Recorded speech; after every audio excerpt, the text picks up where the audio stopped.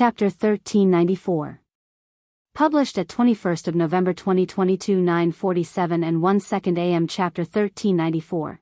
Grinded to dust. If audio player doesn't work, press stop then play button again. Lionel ignored everything else around him, the pressure suddenly becoming stifling for reasons most couldn't understand. In recent times, Lionel had mostly learned how to control the leaking of his aura when he focused thanks to fully awakening his King's Might lineage factor, but he couldn't be bothered to do so this time. The level of focus he needed was much deeper now than maybe it had ever been. Trying to draw a teleportation array fit for a seventh-dimensional world was already beyond much of what Lionel should have been able to do. To try and draw one while also surrounded by dense anarchic force was another massive hassle. To make matters worse, even though they were technically surrounded by a large amount of energy currently, energy that could most definitely be used to fuel such a thing, this energy was in the form of life force and not spatial force, making the task even more difficult. This meant that Lionel not only needed a focused form of mass teleportation, he also needed it to be able to convert force toward another use case. In the dimensional verse, using one form of energy as another was nigh impossible. Like wise Star Order had said, these forces, especially at these high levels, practically had personalities of their own. To try and fit them into a box they weren't meant to fit in was basically impossible. However, there was good news too. For one, this was life force, not something unruly like Lionel's Scarlet Star Force. In addition, it was designed to be absorbed by babies.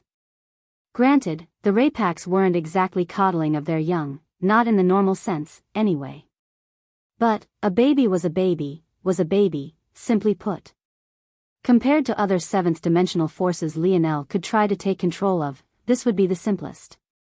And that led to the second advantage Lionel had, visualization. It had to be remembered that the fifth dimension was all about unchaining the mind and removing mental limits on the body to unleash its true and full potential.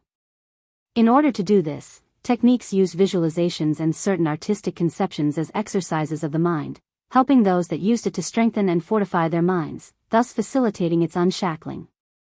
Despite this being the case, Lionel had hardly relied on it all during his breakthroughs. This was because he had another method of releasing the shackles of his mind, and that was his true state innate node. Visualizing and comprehending his Scarlet Star Force was not only just as good, but in Lionel's use case, it was even better than relying on any other technique. This was because his innate node was perfectly tailored to him, more perfectly tailored than any other technique could possibly be. However, despite this being the case, this didn't mean that Lionel had ever stopped comprehending the third stage because only by comprehending it fully like he had done with the second stage could he pass it on to those around him. It was a difficult and long drawn-out process. Even with his computing powers, closing in those final gaps for Lionel was almost too difficult. But, he luckily had 3 breakthroughs. The first was his ability index suddenly gaining a huge boost thanks to something his father had apparently done. The second was his Luxnix family lineage factor reaching perfection and allowing his mind to enter the 6th dimension. And, the final breakthrough was him entering Tier 6. Lionel had still yet to fully comprehend this third stage, but he had gained a small inkling that had inspired him. This chapter upload first at Novelbin. Net. If you want to read more chapters, please visit Novel Next. Com to experience faster update speed. How was it that the formation of his stars could cause so much atmospheric Scarlet Star Force to surge toward him? It could be said that if not for this benefit, this battle would have been far harder on Lionel. Of course, it only lasted a small time and eventually ran out, but if Lionel could trigger this more often without having to form a star, wouldn't he essentially gain the ability to use his Scarlet Star Force without any of the drawbacks? Lionel was certain that if he hadn't run out of Scarlet Star Force, his spear would have been enough to beat Amory. Of course, that would have not been much different from using his bow anyway, but the point still stood. This aside, Lionel's thoughts were simple.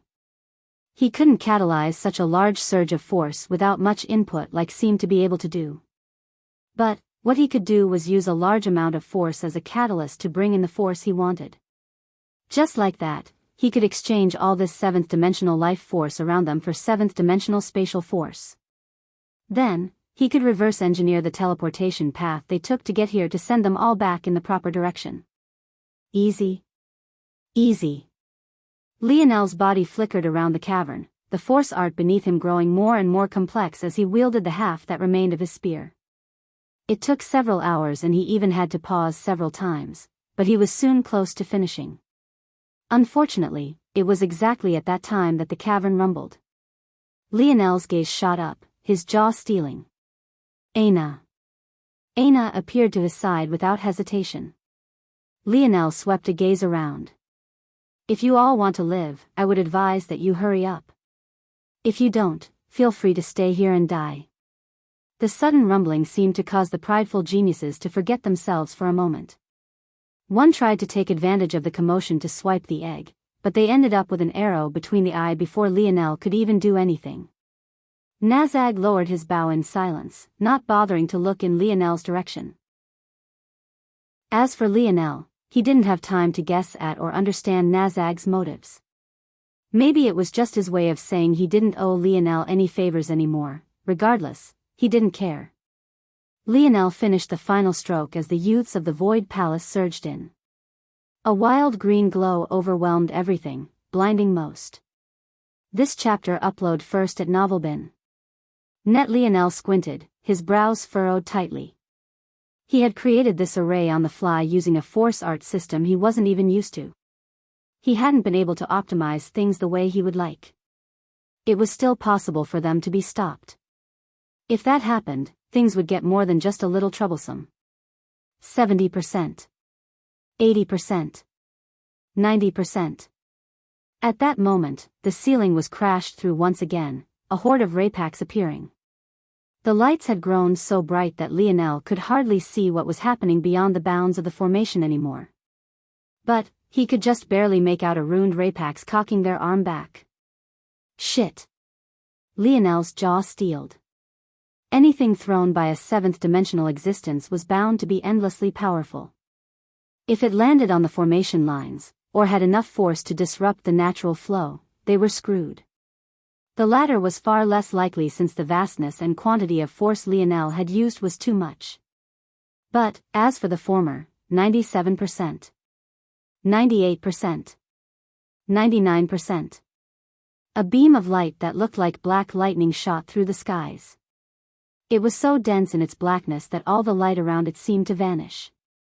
The beam swerved, shooting up until it was right above Lionel's head and then barreling downward with an impossible-to-track speed. 100% boom. A roar of pain resounded. Lionel? Aina, despite her head and vision swimming, rushed to Lionel's side. At that moment, Lionel was pinned to the ground, an odd rod lying horizontally across his palm and shattering the gray land around him. Lionel's entire body was driven into the ground. His shoulder was dislocated, his knee was shattered, and every bone in his hand had been grinded to dust. The novel will be updated first on this website. Come back and continue reading tomorrow, everyone. The novel will be updated first on this website. Come back and continue reading tomorrow, everyone. Chapter 1395. Published at 21st of November 2022 9:46 and 59 seconds AM. Chapter 1395, LT felt like. If audio player doesn't work, press stop then play button again, son of a bitch. Lionel had never experienced so much pain in his life. He had had almost all the bones in his body broken before, suffered runes being etched directly onto his bone, he had even almost been cut in half just hours ago. But somehow this was worse than all of it. The group had managed to complete the teleportation thanks to the fact that this black rod hadn't fallen onto the ground until just a split moment after they teleported. As a result of this, the rod managed to enter the range of the teleportation and was taken along, thus ending in the current situation. Beads of sweat fell from Lionel's brow. Come on, come on, come on. Lionel could vaguely feel that Aina was trying to help him, but this rod was way too heavy. It was denser than anything Lionel had ever felt before. Despite being only a small bit longer than a usual polearm, its weight was unfathomable. It was to the point Lionel was more so shocked that his hand hadn't been directly severed instead. For the first time, he lamented his sturdy skin. That result would have most definitely hurt less than this. The only way out of this situation was to send this rod into a snow globe. But the problem was that in order to accomplish this, he had to envelop it with his internal sight. However, not only was this rod seemingly resisting his internal sight, it was hard to focus at all with this much pain racking his body. Fuck. Listen to me. Lionel roared at the rod. But it didn't seem to matter. This chapter upload first at Novelbin. Net. If you want to read more chapters, please visit Novel Next. Com. To experience faster update speed. Lionel thought of just pulling his hand away, allowing his fingers to be severed. But he knew that he couldn't allow such a thing to happen. Although it would make the pain go away, he wasn't sure how recovery would work after that. The pain here was clearly originating from how much superior this rod was in comparison to him. An injury from a higher dimensional being, existence or object tended to scale accordingly. Lionel couldn't even focus enough to see what level this rod was at, but he knew that it was at least well into the gold grade. The only thing keeping him sane was the thought that whichever bastard Rapax threw this thing at him after he helped save their little baby king was probably lamenting their poor choice. If he ever met that guy, he would definitely use this same rod to bash its head in. Come on. Lionel failed to envelop the rod again. I've tried one too many times, I need to try something else. If he was in the right headspace, Lionel would have given up on this endeavor after the first failure. The definition of insanity was repeating the same action over and over, knowing it would fail. Lionel had realized that he would never be able to envelop this rod with his current level of internal sight. He didn't know why, and he had never run into such a problem before, but there was no denying it. He needed a different approach. His opposite palm flipped over to reveal the white lion bow once again. His thought process was simple. He hoped that it would be able to suppress the rod enough to allow him to do what he needed to do. It was a wild thought, quite frankly. He had never thought of doing such a thing before, but he assumed that if weapons could eventually grow to have personalities of their own, then this wasn't too far-fetched. This was especially so since he could subconsciously feel that this rod was fighting back against him. It was similar to his duality spear when he first claimed it. It hadn't wanted to listen to anything he wanted to say and refused to allow him to use its domain as well. It was clear that some weapons had their own sort of pulls and preferences, even if it wasn't as exaggerated as having a real soul. However, what happened when Lionel brought the bow shocked him. The good news was that whichever Rapax threw this weapon was definitely kicking themselves, absolutely furious that they had lost such a weapon. In addition to that, it seemed that Lionel was right, weapons could suppress one another after reaching a certain level. The bad news. Well, it wasn't the bow doing the suppressing. This chapter upload first at Novelbin. Net. What the hell? Lionel really didn't know what to do at this point. Would he really have to sever his hands? It would be a huge issue. He would have to restart his designation from scratch, and that was only if he was lucky enough to regrow them or reattach them. He was beginning to feel that he was getting a raw deal. What kind of idiot just throws a life-grade weapon like that? A seventh-dimensional being's ability to calculate should be beyond even Lionel's. It should have known it wouldn't make it. Or, at the very least, it shouldn't have made its rod divert at the last minute like it had just for the sake of targeting him. Now he was in this mess. God damn it, you annoying brat, listen. Lionel, who had practically cut off everything around him to deal with this situation, finally heard Wise Star Order's voice ringing in his head. Well, it was actually ringing in his soul. The old bastard had really gone the extra mile. What? It's not a spear, you idiot, a spear you can touch without it disintegrating beneath the presence of the spear domain. Put it in the damn ring. What? Lionel looked again. He was absolutely certain it was a rod or a staff. It was a dense black, perfectly smooth, not the slightest blemish, all while warping the space around it just the smallest bit. There was no blade to be seen anywhere. However, now that Wise Star Order said it, it really felt like a spear. Lionel didn't hesitate, acting immediately. The relief was almost instantaneous. He fell over, gasping for breath. Unfortunately, the reprieve didn't last for long. The commotion around him, the very same he had ignored until now, wasn't small in the slightest. Chapter 1396. Published at 21st of November 2022 9:46 and 58 seconds AM. Chapter 1396. Endured patient. If audio player doesn't work, press stop then play button again. Lionel lay on the ground, the pain coming in waves, but still much less than before. His hand was practically just a mangled ball of flesh, his shoulder still hadn't been pushed back into his socket, and after the initial pain subsided, he finally noticed that he had shattered his kneecap when he was driven into the ground. Luckily, it was only one shattered knee. But that just left an entire side of his body practically useless. And yet, right this moment, there seemed to be a battle. Lionel's gaze squinted as he finally took in the surroundings. The landscape was just as bland as everywhere else, albeit rockier than usual. The region looked like it was covered in sand dunes, but these dunes were just small hills of hard rock. When Lionel's internal sight cleared, finally recovering from the beating the supposed rod spear had given him, he frowned. He had thought that they had somehow stumbled into enemy territory, but there weren't any enemies around at all. In fact, the ones fighting were Aina and the other geniuses, amongst themselves. Lionel frowned, trying to stand, but he felt over before he could. He actually felt so weak. To make matters worse, every time he moved, the rattling bone left in his hand and leg sent more sharp spikes of pain through him.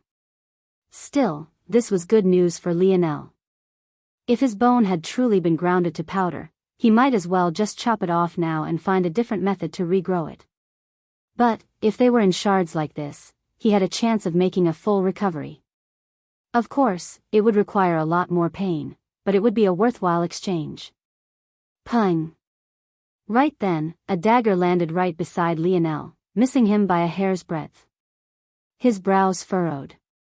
Just then, someone had aimed at him, but Aina's axe had deflected it from its path. Were they aiming after him? Lionel's expression darkened. This chapter upload first at NovelBin.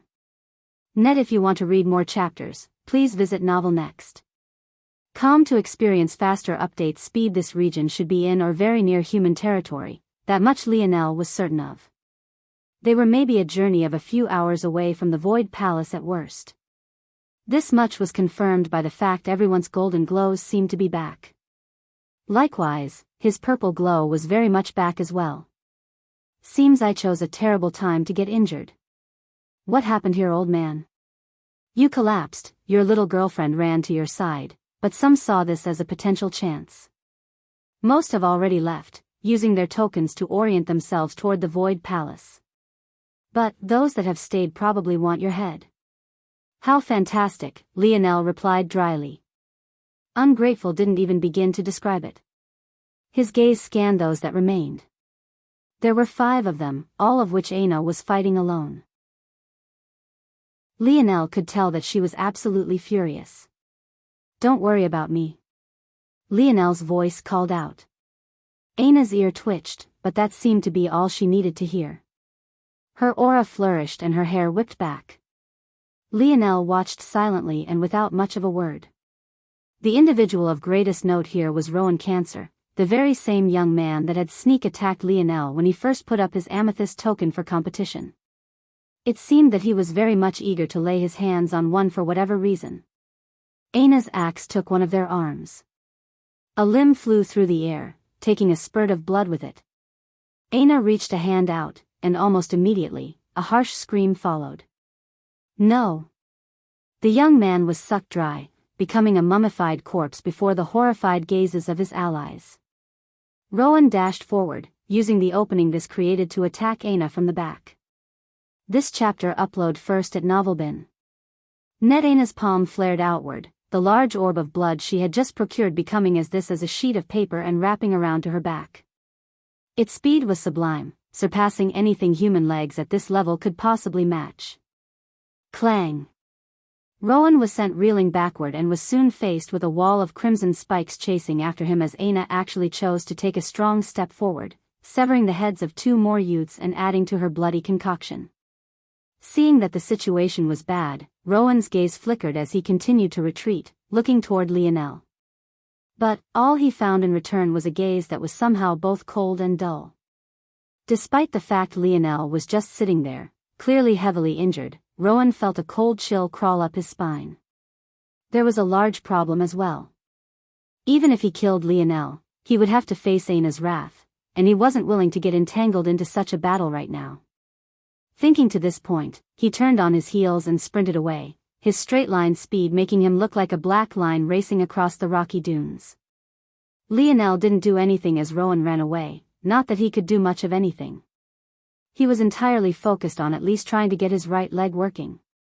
Unfortunately, he had already used his, and even though he could now use it once a day, it hadn't been 24 hours yet.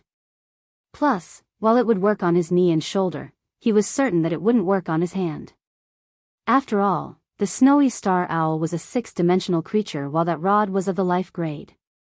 They weren't comparable at all. Aina slaughtered the final 2, her expression still fuming. While it softened a bit when she returned to Lionel's side, it was clear she was pissed. Not only had Lionel been attacked after saving all of them, no one had even bothered to help out of gratitude. It was as though they were doing them a favor by not getting involved. Lionel chuckled as he hopped up to one foot, unceremoniously leaning all of his weight on Aina and draping his uninjured arm over her shoulder. "You're adorable when you're angry. Don't make me kick you away." "Ow. Ow." Aina's head snapped toward Lionel, but when she realized he was pulling her leg, she pinched his hip, hard. "Hey. I'm an injured patient here. Then act like one." Aina supported Lionel's weight without the slightest issue and the two began to walk back toward the human domain, their banter becoming probably the only laughter in the whole of the void battlefield. Chapter 1397. Published at 21st of November 2022 9:46 and 56 seconds AM. Chapter 1397. Very scared if audio player doesn't work. Press stop then play button again. The trek back was long but not particularly arduous. If it wasn't for the dense anarchic force in the air, it would have been quite a simple hike. With Aina's strength, even if Lionel was 100 times heavier, it would have hardly made a difference. If it wasn't for the difference in their sizes, she could have just lifted him up and over her shoulder. With Lionel's teasing, she was almost tempted to do it anyway. But, she eventually decided that she would give him some leeway. Lionel, though, was greatly fascinated with Aina's blood force. Even now, he couldn't really understand how it worked. It seemed to both be a really sharp weapon and simultaneously a powerful shield as well. And, that was only when Aina didn't consume it. Lionel knew that Aina could benefit greatly from blood. He still remembered her absorbing his own blood through her fingers. The result of that was her curse being burnt away and her true appearance being locked into frame. Still, it seemed odd. What was it about blood that could make it such a powerful tool? The answer seemed obvious enough. Blood carried much of what we were.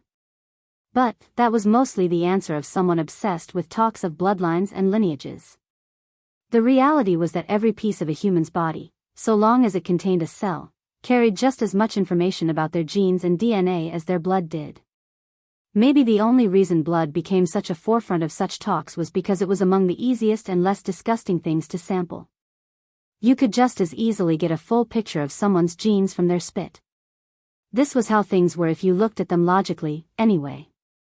But this left Lionel all the more fascinated. Aina's control over blood went beyond just manipulating it. She could absorb and assimilate it.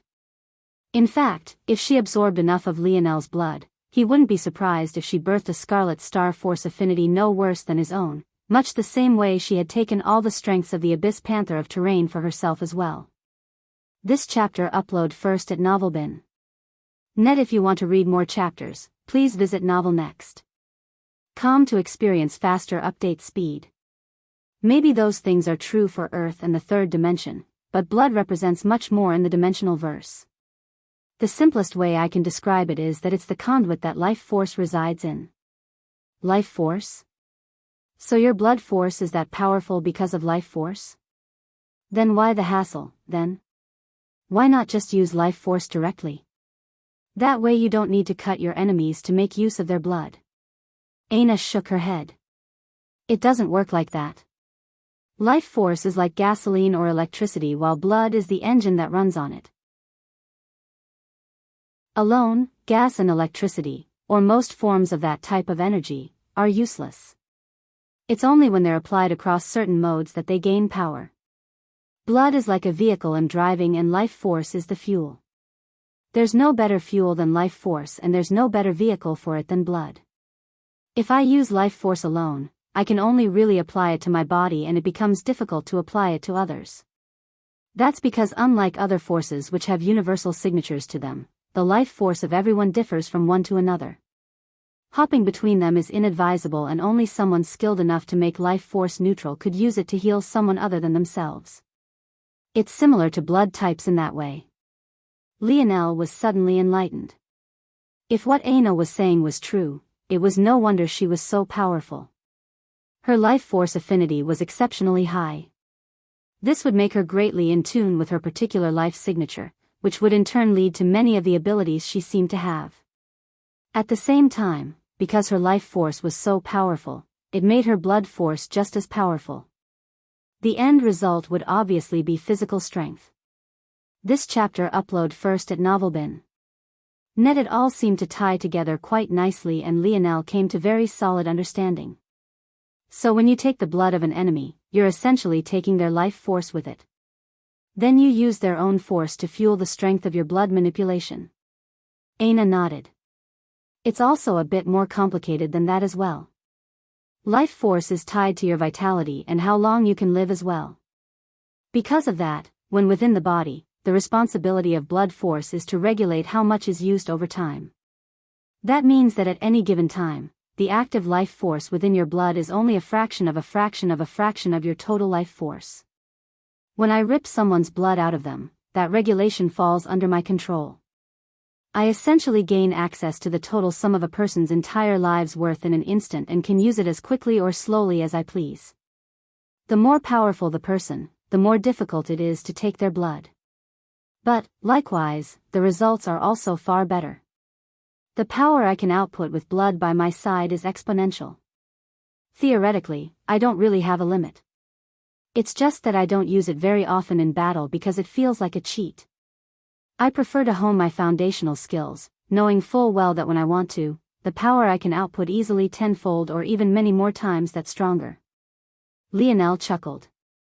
Should I be scared of you? Aina nodded eagerly. Very. Very scared. Lionel laughed. He knew that his assessment of Aina wasn't off, and this explained a lot. Her base strength was one thing, but her power when multiplied by her blood force and life force affinities were on a completely different level. So how does this relate to you saying you could have a baby whenever you want? Lionel suddenly asked. The novel will be updated first on this website. Come back and continue reading tomorrow, everyone. Chapter 1398. Published at 21st of November 2022, 9:46 and 54 seconds AM. Chapter 1398. Heartless. If audio player doesn't work, press stop then play button again. Aina blushed slightly and looked away. Why was this man always asking her about embarrassing things? Lionel smirked. What? Is this related to your period? Lionel's words were cut off by an elbow to the gut.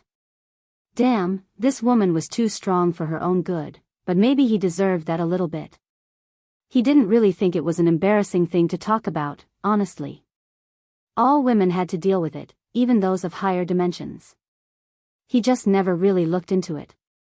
Though, now that he thought about it, he was quite clueless about Aina's cycle, something that didn't make much sense considering how long they had spent together. It had never really been a problem and he didn't notice any trends. In addition, he never really picked up on her discomfort or mood swings either, though the latter could be explained away by the fact Aina had practically been in a perpetual state of mood swings back then. But, that wouldn't begin to explain the former. I don't have to worry about my period, especially recently, it's entirely in my control. I can decide when an egg is released and when it isn't, it's not a problem. Usually, higher dimensional beings have trouble having children because their life expectancies increase, slowing down all of their biological functions. Whereas for someone in the third dimension, an egg would be released once every month. The higher you go up in dimension, the more erratic and dilated the timing becomes. Beyond there are extra added barriers to life, clashing high-level forces that make it difficult for some batches of sperm to fuse with an egg even if the egg really is there. In those cases, it becomes a matter of frequency and determination. But, in most cases, it's just a waiting game. Clashing high-level forces? Lionel asked. Yes. An egg and a sperm each have half their owner's DNA, but the resulting combination is completely random. The higher you are in dimension, the more force plays a role in this. Certain affinities, lineage factors, and even ability indexes can cause clashes. In fact, at those high levels, every variable matters. For example, the female or male's diet that month. At high levels, food also contains large influxes of force that can fundamentally change the chemical and hormone balance of the body and thus potentially ruin proper fertilization. It can become really complex, very quickly, even down to the environment. So, rather than becoming easier as you grow more powerful, it actually becomes a lot more difficult. Aina seemed like she could continue for days talking about this topic. She was obviously not only well-versed, but she had dedicated a lot of time to understanding. It only reminded Lionel all the more how important it was to her. This chapter upload first at Novelbin. Net. If you want to read more chapters, please visit Novel Next. Com to experience faster update speed. S is by N Uvel by N. At the same time, it also reminded Lionel that Aina was labeled a 5-star health professional for a reason. It made him think. The gene analysis exam of Earth was actually so accurate. What mechanisms were it built on? Was it really possible to guess what someone would be good at from their genes alone? If the answer was yes, it felt almost existential in the level of problems it could present. So you're able to control all of those factors, Lionel guessed. Yes. I can feel what food would be beneficial to me, I can choose which egg is released and when, I can fuel it in the most optimal way. Hold on a minute. Lionel's gaze narrowed. Doesn't that mean that a condom was completely unnecessary? Aina blinked, staring off into the distance before turning her head to look up into the skies. Well, would you look at that? She said cheerfully.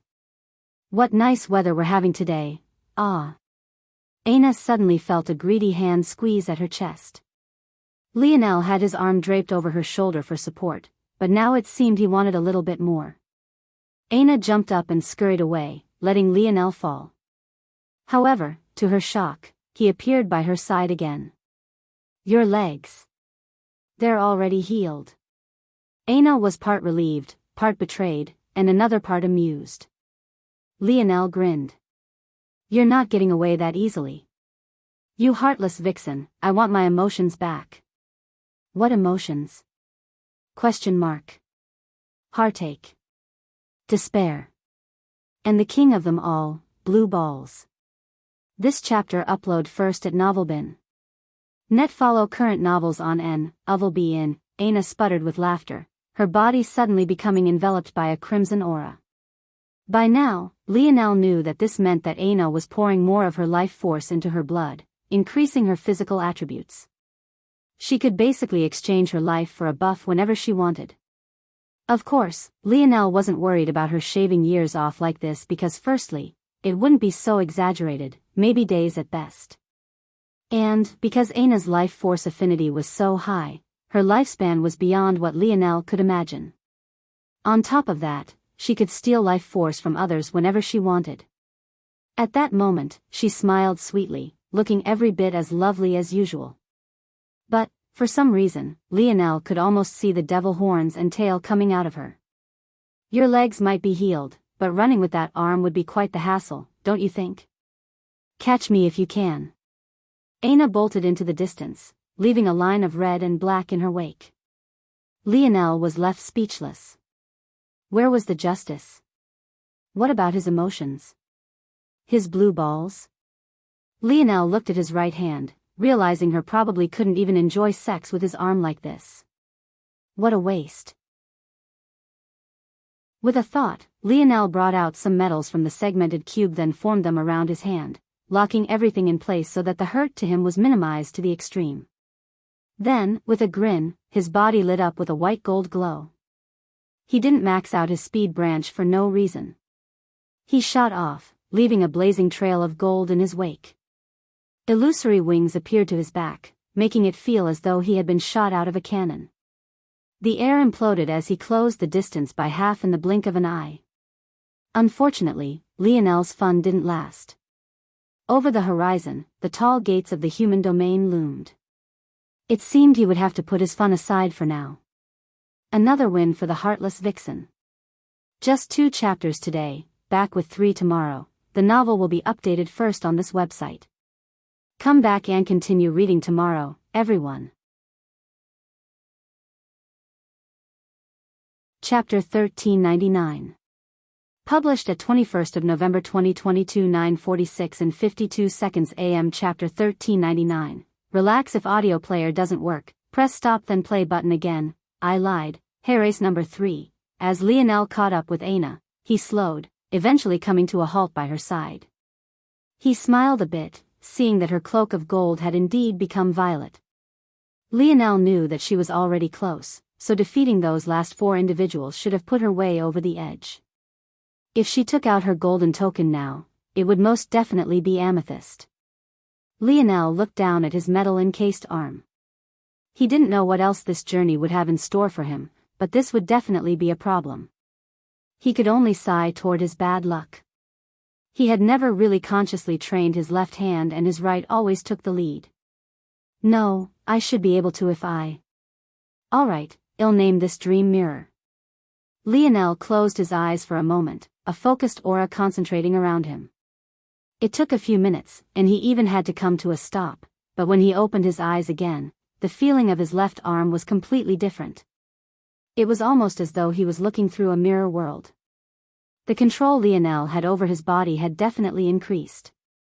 Just now, he rewired his proprioception and reworked how he received signals from his nerves. He didn't physically change anything about his body, he only put the signals he received through a filter he built in his dream world. Dream Mirror allowed him to now use his left hand as though it was his right. It felt as though nothing had changed at all. Good. Lionel nodded to himself. Ready? Aina asked. She didn't bother to ask Lionel what he had just done, she assumed that if it was important, he'd say. If wasn't so much, it was fine. Seeing her trusting expression, Lionel sighed inwardly. He knew he would have to tell her what he had tried to do with her father soon. He didn't feel right keeping it to himself. Aina. HM. Lionel met Aina's gaze. The two ignored everything around them, even the slowly opening gates up ahead. Lionel bluntly explained everything, not leaving out any details. From start to finish, Aina didn't say a word. Even after he was done, she remained silent. Lionel didn't press her and simply waited. This chapter upload first at Novelbin. Net. If you want to read more chapters, please visit Novel Next. Com to experience faster update speed. SS Novel BIN. You wanted the tablet? Yes. And you were willing to steal it? Yes. But you rejected me? Lionel blinked, a bit confused. Aina suddenly smiled. It was the kind of smile that froze Lionel in place, one he couldn't even properly react to. She was simply too beautiful. Even wearing beast skin clothing, something that should have made her primal and quite rough, she had an air of softness and a rare gentleness that left him in awe. You're quite the idiot, don't you think? Huh. Lionel responded absent-mindedly, unable to take his eyes off of her face. If you want to steal something from a woman's father, you just have to get her to steal it for you. What are you going to do without me? You can't even do the simplest of things without my guidance. Lionel was speechless. What was this woman saying? Come on, we still have work to do. Don't worry your handsome little head, it'll take the vanguard. Lionel found himself being pulled away by a strength he probably couldn't resist even if he wanted to. His brain was still trying to compute what he had just heard, but it felt as though the program kept returning errors. And then his eyes happened to land on Aina's swaying hips and the dimples on her back. Had those Venus dimples always been there? Maybe he had felt them with his hands before, but he had never actually seen them. It felt like two enchanting pair of eyes were looking back at him, swaying with the rhythm of her hips and ass. Damn, tokens. This chapter upload first at Novelbin. Net visit NOVLBN. For a better user experience, Lionel was snapped out of his daydream by the shout of guards. When he looked up, though, he found that their appearances were far more reserved than one might have expected. It was clear that their apprehension was rooted in the violet glow that surrounded both Lionel and Aina. Doing as they were told, the couple presented their tokens, and as expected, Aina's own had mutated. There was just a tinge of gold that separated it from Lionel's own. This was likely just confirmation that Aina had battled her way to earning her own. The apprehension was still quite muted, though. The youths could probably hardly be considered youths any longer, and they had seen their fair share of battle. Plus, reaching this step, Lionel and Aina could only be considered quadrant-ranked disciples, while all of the students here were galaxy-ranked at worst. Their status could not be compared. However, whether that would last, was a different matter entirely. There was something that Lionel had forgotten in his thought of the true selection being over. This was merely the gold token ranked selection. As for the amethyst token ranked, there's some god up there that hates me. Lionel looked toward Aina, suddenly understanding what she meant by take the vanguard. She literally meant that she would carry him the rest of the way. The duo had hardly stepped foot into the walled-off fort when a familiar woman appeared before them both. The human domain fort was unlike anything Lionel had ever seen before. The height of the walls were measured in kilometers, their thickness measured in hundreds of meters. They seemed to be all metalworked into a single sheet, and he couldn't find a single seam anywhere. Maybe if it wasn't for the gloomy atmosphere, they would be shining like stainless steel. The inner workings of the fort were a bit confusing. They seemed almost too simple compared to the walls. There were nothing but endless beast-skin military tents, with even the tallest only being barely 3 meters. There wasn't a hint of luxury in sight. The woman that appeared before both Lionel and Aina was, of course, Asena. Her expression was impossible to read, even for Lionel himself. However, he had already been carefully observing this woman since she had a spat with his mother. You have 3 days. Failure in that time frame demotes your token and your only chance to become galaxy-ranked disciples in a single bound. She snapped her fingers and a formless pressure took hold of Lionel and Aina. When Lionel's vision cleared, he found himself in a world he couldn't make heads or tails of. What he could tell, though, was that aside from Aina, there was a third person by his side. Amory. Lionel sighed. The Void Palace was truly not a place that allowed you to relax. Chapter 1400. Published at 21st of November 2022 9:46 and 50 seconds AM. Chapter 1400, which one? If audio player doesn't work, press stop then play button again. Lionel expressionlessly met Amory's gaze before his own shifted toward the latter's hand. Amory obviously hadn't had a chance to properly heal himself. His right hand was now useless to him and wrapped up in several bandages. The two of them were ironically the same in this facet. Amory didn't seem to react very much to the appearance of Lionel and Aina. It was clear that he had been expecting as much. The light in his eyes didn't seem to have faded at all despite his loss, being just as starry as they always were. Maybe the only difference between now and then was the fact he actually looked at Lionel this time. Both men looked away at the same time, observing their surroundings. Aina, who had been observing this scene, shook her head. Men, if you want to kill each other, just do it. There obviously wasn't a chance to do so now, so in that case, what was the point of the dick measuring contest continuing? Her lips curled into a smile despite her thoughts. Seeing Lionel act like this was adorable to her. Sometimes he seemed less than human, but it was things like this that grounded him a bit. She didn't know which was the real Lionel, and it somewhat worried her that he was only able to be this human at all because of the restraints his father had placed on him. However, What she did know was that no matter what the answer was, she wouldn't be changing her mind about whether or not to stay by his side or not. That much was already decided. Despite spending some time observing the world, Lionel couldn't pick out anything. There was nothing but an endless blackness in every direction. The only good news was that at least Asena wasn't just messing with him again. Since Amory was here as well, it meant that he didn't get a chance to rest either. Though there was a gap of few hours, that much could only be blamed on Lionel himself. "Welcome to Void Tower." The voice boomed, enveloping everything. Lionel's brows shot up. Would they actually get an explanation of what was going on this time? This was great. This must be what victims of Stockholm Syndrome feel like. Lionel shook his head. How ridiculous was it that he was getting excited for the bare minimum?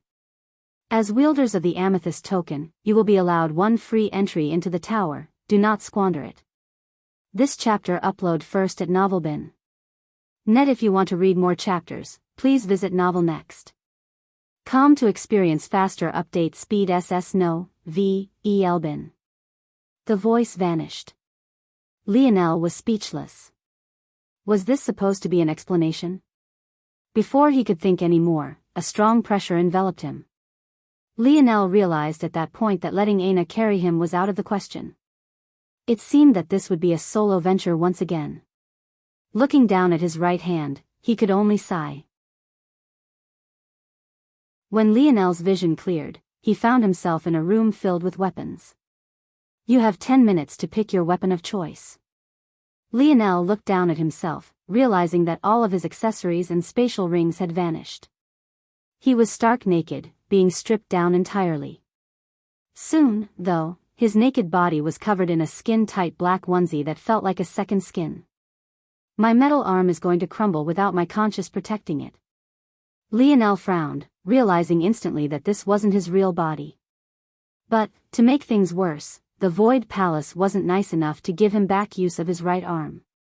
What the hell is the point of a virtual simulation if you're handicapping me anyway? Though Lionel was complaining, he understood why. This was an extension of the true selection. Of course they wouldn't be nice enough to let him heal. They wouldn't make things so convenient. The good news, though, was that this skin-tight suit was able to adjust based on Lionel's thoughts. He solidified the fabric around his hand and then caused extensions to grow so that his arm could sit in an arm sling. He rotated his right shoulder and nodded once it was secure.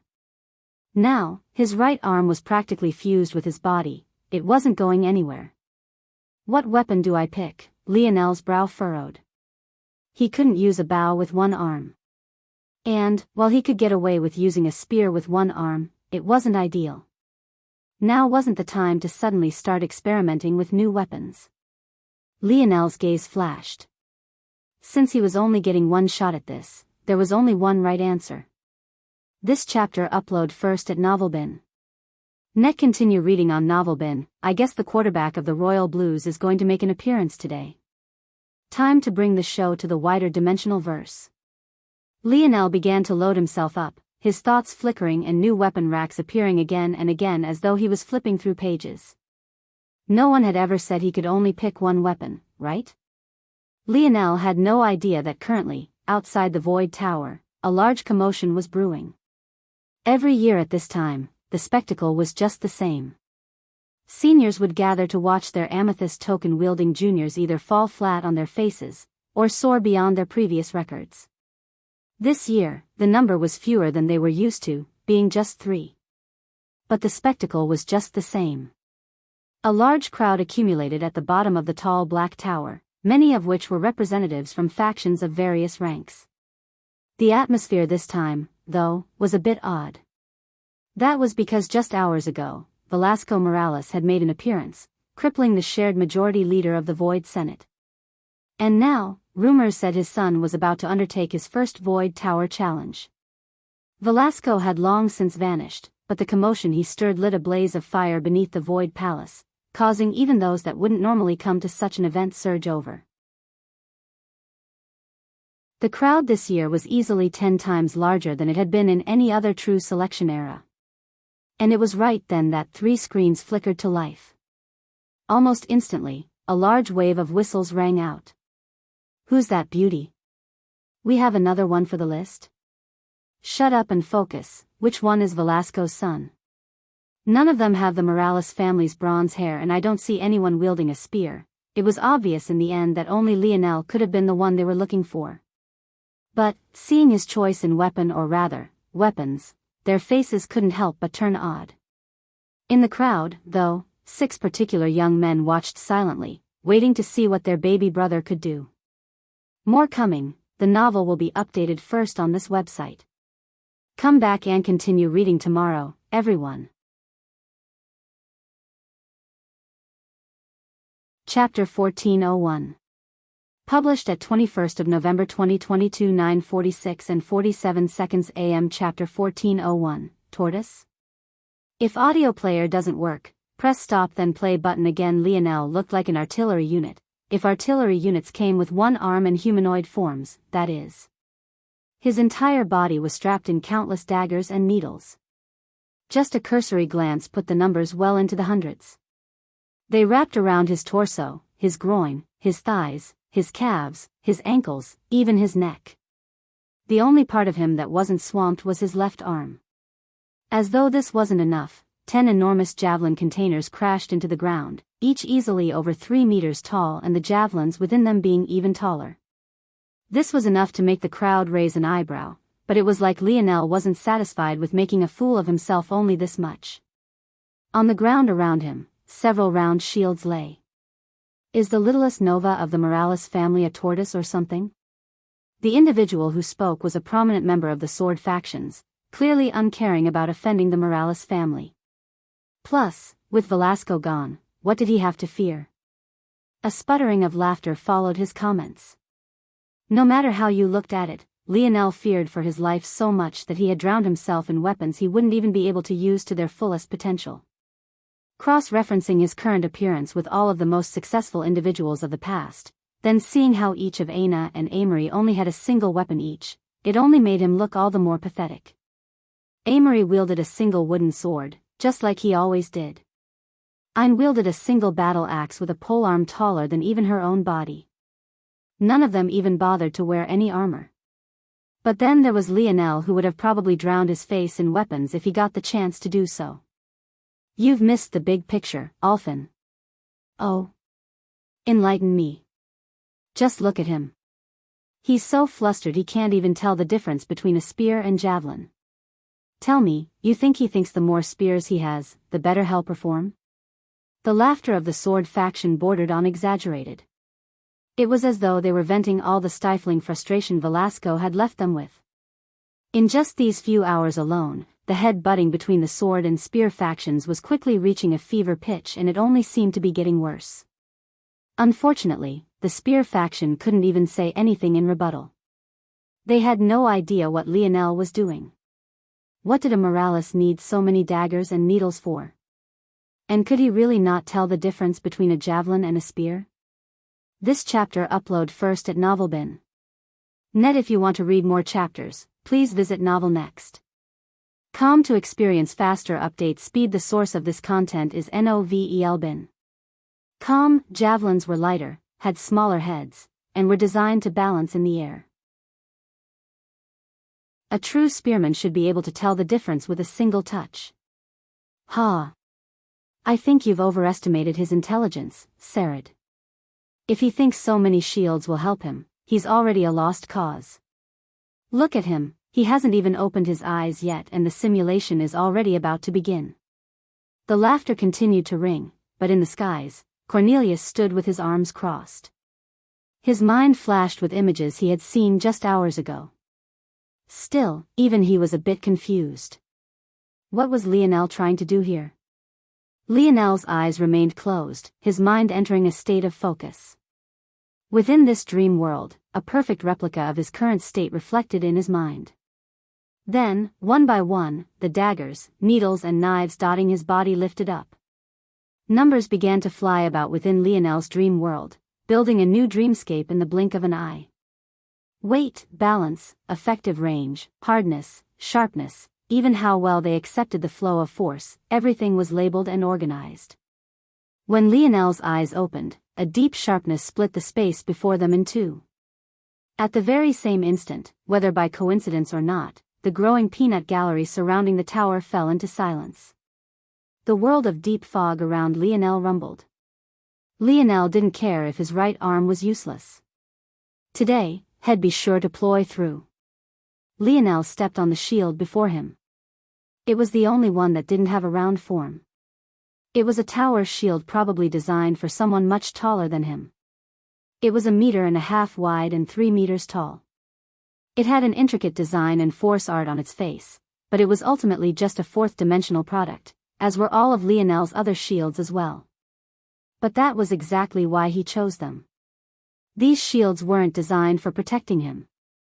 The moment Lionel's second foot stepped onto the shield, it rose high into the air, soaring 3 meters up in the blink of an eye. At the same time, the round shield scattered around him shot forward, scooping up the 10 javelin containers and raising them into the air as well. Lionel looked forward, feeling the rumbling of the first floor continue. And then, they appeared. This chapter upload first at Novelbin. Net Novelbin. They were hulking beasts, monstrosities that seemed to lumber and yet had speed that could rarely be matched within the fifth dimension. Chasm Flame Lions. They had manies of flickering black flames and claws that shimmered with silvery, starry lights. Even the smallest among them was 3 meters tall on all fours, the larger ones measuring in at 5. He got a beast horde on the first floor. Unlucky, Cornelius mumbled. The theme on the first floor was locked in from floors 1 to 9, with a boss waiting on the 10th. Beast hordes were often the most taxing to deal with and often became a huge stamina drain. The events of the Void Tower were random to stifle preparation. However, as a result, it was impossible to make everything perfectly fair. Let's see, Cornelius' words caught in his throat. Lionel didn't wait, his palms swiping at lightning speed and snatching 3 needles from his hip. He stepped hard on the tower's shield, a loud boom resounding as his left arms cocked back and his torso twisted explosively. Bang! The needles whistled through the air, a shockingly bright bow force enveloping them. The first 3 chasm flame lions found their foreheads pierced through. One could follow with their line of sight the trail of the 3 needles. Everywhere they passed by within the body of the lions, a violent bulge would take place until all 3 exited with just as much fierceness.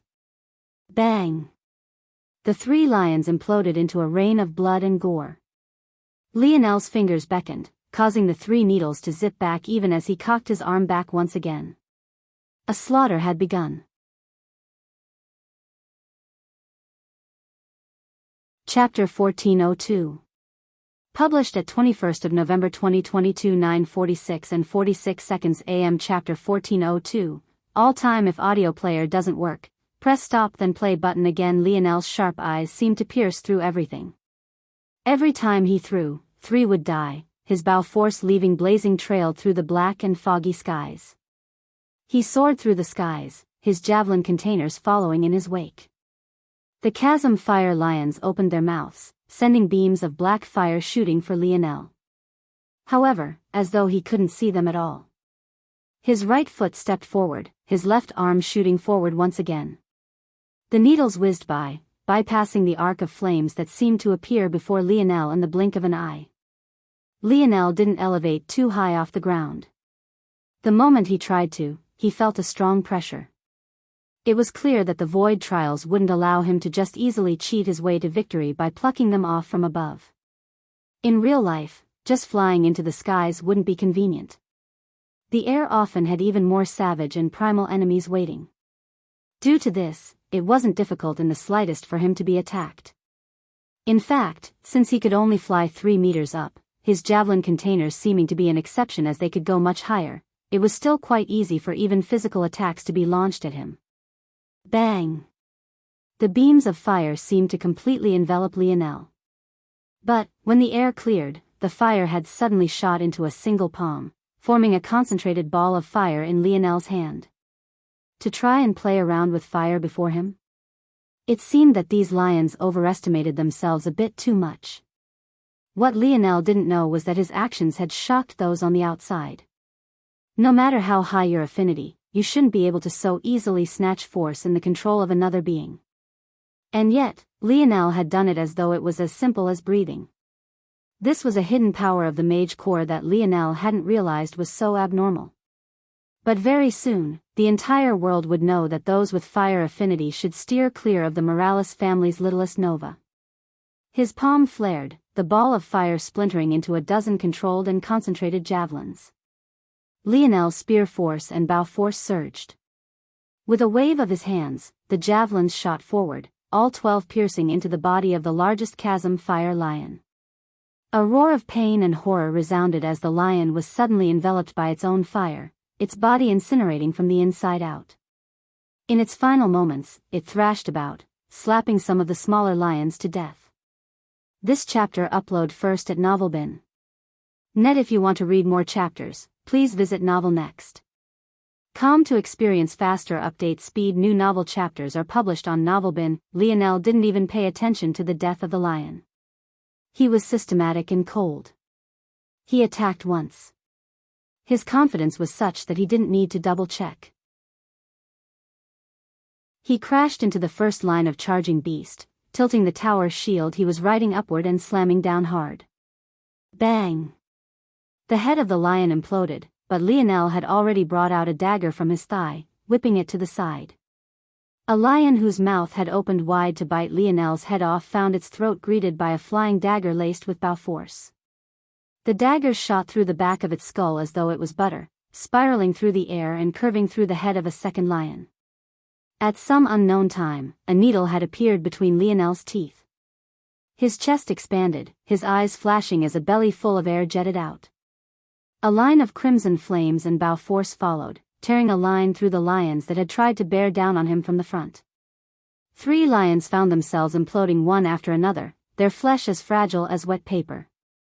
Lionel's palm opened, his thrown dagger snapping back into place, only for another flick of his wrist to send it flying through another skull. Lionel's wrist throws weren't as powerful as his full body throw, but what was undeniable was the fact they still had their own powerful strength, and how could they not? A spearman without powerful wrists was a weak spearman. Barely several minutes had passed, but Lionel wiped the entirety of the first floor, standing unmoving. There were several leaderboards that lined the outside of the Void Palace. New records were divided into whether it was a first or later attempt. In addition, because of the randomness of the Void Tower, they were also divided into floor types. There were clear records for single floors and tiers. Tiers referred to groups of 10 floors, where Lionel was currently within the first. The Beast Horde leaderboard shifted. It was a list dominated by those who controlled large area of effect attacks and archers for obvious reasons. And yet, there was no clear on a first attempt faster than Lionel's own. This chapter upload first at NovelBin. Net. Visit Mybo X Novel. Com to read, please. However, this leaderboard only contained those who were currently disciples of the Void Palace. There was always a duplicate leaderboard for all time measurements. However, it was very rare for this leaderboard to move. And, even if there were movements, it would be deep into the hundreds upon a leaderboard that only displayed 1,000 to begin with. Today, though, that changed. Top 100.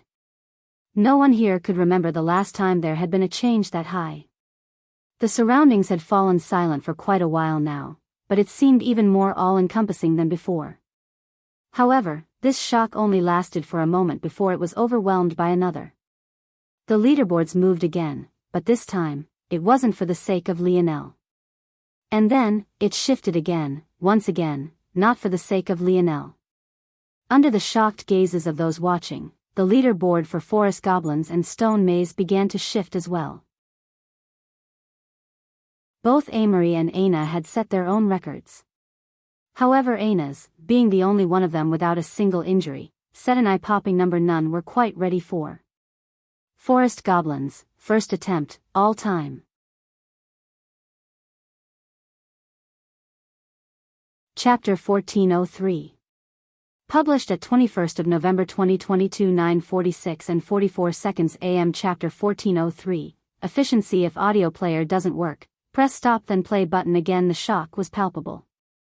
The forest goblin floor was exceptionally difficult not only because of the strength of the enemies, but more importantly due to their stealth.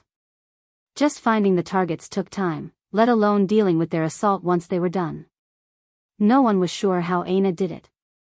She seemed to just stumble onto her targets one after another, and even when most would have thought that the floor was cleared, she continued to attack and took out several more before finally putting down her axe. In the end, she was only 3 seconds away from surpassing the previously long-held record, and that was set by a person from a family so in tune with nature and greenery that the plants practically spoke to her.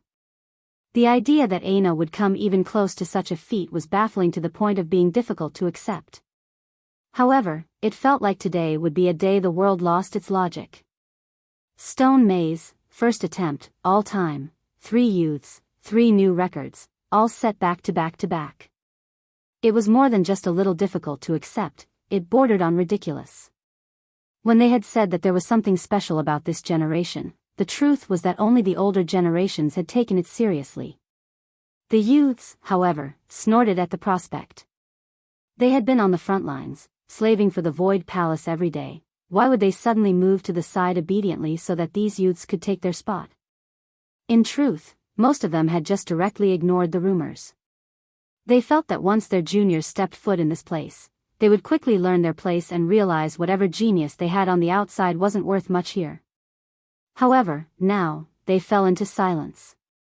There were no longer any jeers, no longer any talks of beauty leaderboards, there was only a quiet brewing.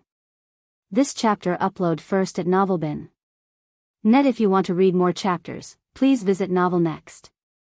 Com to experience faster update speed. This chapter is updated by NOVELBIN. It seems that they would have to put some more effort into showing these juniors exactly where their place was in the hierarchy. What was a military without strict rules? What was a military without strict hierarchy? The sooner these juniors learned exactly how well they placed, the better.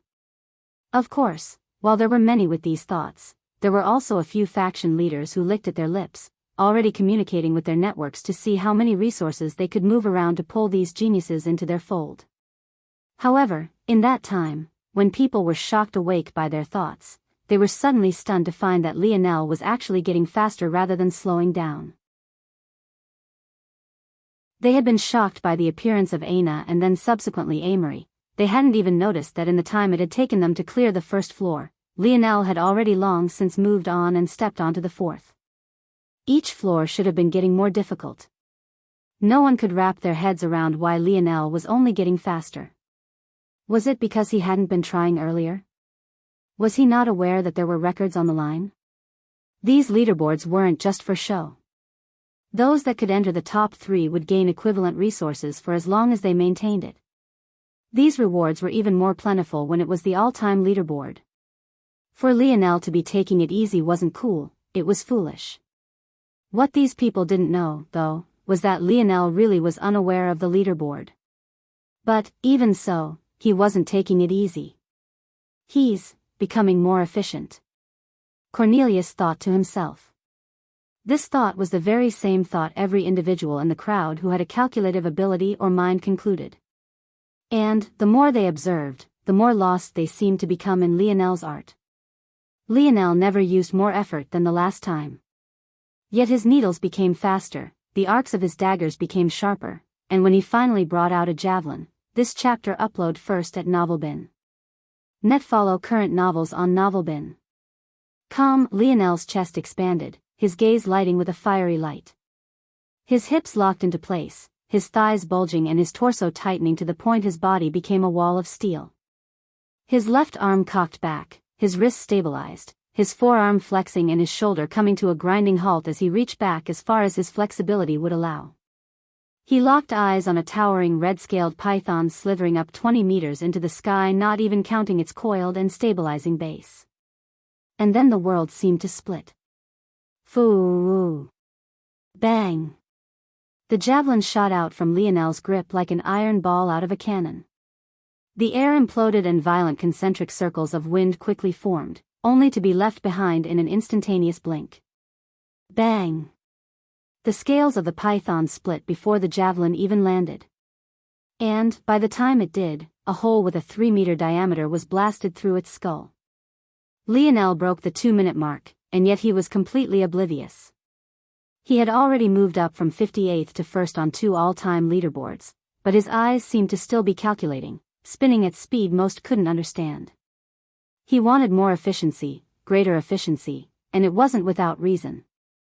These beasts had only ever been at the 5th dimension, and Lionel simply didn't believe that things would continue like this.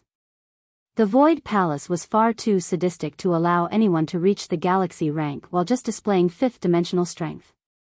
If he couldn't become efficient, he would quickly find himself ruined. Just as advertised, the moment the horde of the 5th floor appeared, Lionel's gaze narrowed, his vision coming into very sharp focus.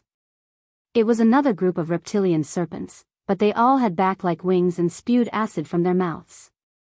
However, this wasn't too much to accept. What was difficult, though, was that they were all outrageously fast and each and every one had entered the 6th dimension. The novel will be updated first on this website.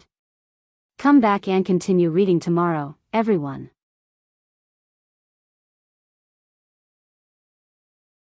Chapter 1404. Published at 21st of November 2022 9:46 and 42 seconds AM. Chapter 1404.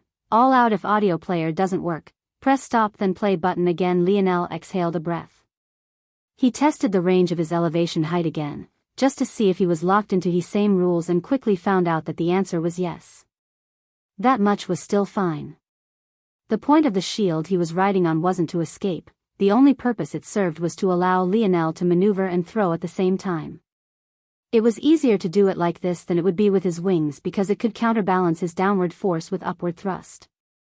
The air pressure shifted, the atmosphere is different, the anarchic force concentration has raised. Lionel's mind began to calculate once more, adjusting his effective range, his throwing speed, and the output of force that would minimize his stamina drain while maximizing lethality.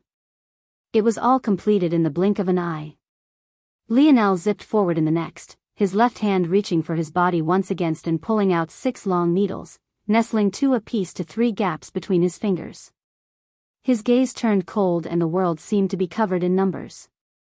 His arm whipped forward, releasing all 6 needles at once. But through the air, it truly looked as though there were only 3. They flew so close together and so perfectly that they might as well have been flying as one.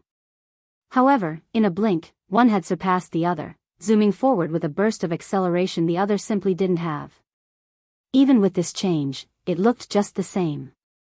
3 streaks through the skies, each just as blinding and powerful as the other. They arcs through the air as one, curving through the air until they hit their targeted 3 different flying serpents, each right beneath the jaw. Pung! Pung! Pung! The needles collided with their targets and then sprung away as though meeting steel walls. Lionel's bow force might as well have been a splash of water to them. However, just as quickly as this occurred. PCHU. PCHU. PCHU. This chapter upload first at Novelbin. Net. If you want to read more chapters, please visit Novel Next. To experience faster update speed, visit Novelbin. For the best no_vel_read_ng experience. The second line of 3 needles landed in the exact same spot, skewering the flying serpents. However, Lionel only shook his head. With his sharp eyes, he could see that the needles had only penetrated a part of the way through, taking advantage of what had been a micro tear. But the flying serpents were only knocked back for a moment and hardly felt the attack, let alone dying from it. That was part of the reason, despite his skill in throwing, Lionel always gravitated back toward a bow. The effort to power output of a bow was simply on an entirely different level. He had gone all out with that throw just now, but had barely pierced skin. To make matters worse, in order to maximize his control of these shields and these throwing objects, he had chosen the former to be at the 4th dimension and the latter to be at the 5th. Lionel obviously didn't have telekinetic abilities, he was using his Earth variant affinity to control these metals to do his bidding. If he could only throw weapons, but not retrieve them, he would very quickly run out. And, holding all of these weapons wasn't nearly as good as having a single spatial treasure that only held arrows like he had seen this damned tower provide. So, because his weapons were only at the 5th dimension, they had an even harder time piercing skin. Of course, the Void Tower didn't allow you to just choose weapons of whatever dimension you wanted. But, here, the 6th dimension was considered standard. Lionel had to purposely demote himself to maximize his chances. The Rapax had really done a good job of screwing him this time around. Lionel could only sigh. There's only one way. I guess I have to stop worrying about stamina and resource consumption. Lionel swerved out of the way of a projectile of acid, his gaze glowing. Runes began to appear within his irises one after another. First 1, then 2, then 4, then 8. The space around him trembled. Lionel's fingers flicked backward, causing the 3 needles that had been knocked off course to rush back to his hands. He snagged them out of the air and threw them back with even more force than before. This time, however, they left a trail of crimson in their wake, a burning inferno threatening to melt everything in its path erupting. This chapter upload first at Novelbin. Net S, SS Novel, B, in. XSS. The 3 needles landed exactly where they had originally, driving into the butt of their stuck counterparts. There was nothing the flying serpents could do to dodge this. Scree!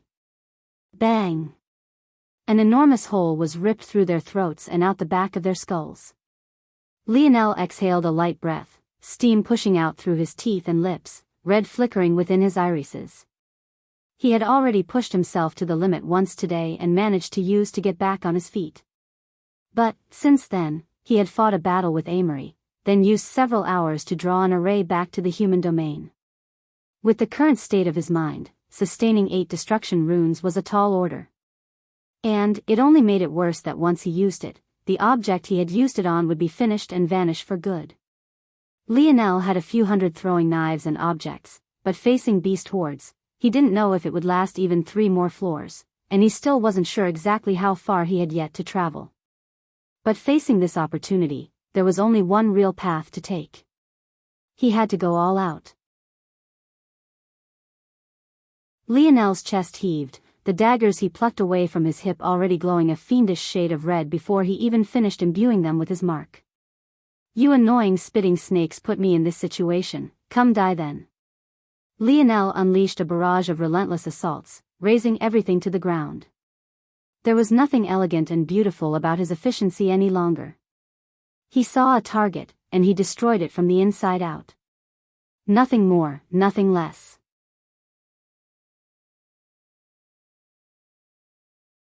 Chapter 1405. Published at 21st of November 2022 9:46 and 41 seconds AM. Chapter 1405. 9th floor. If audio player doesn't work, press stop then play button again. Lionel breathed heavily.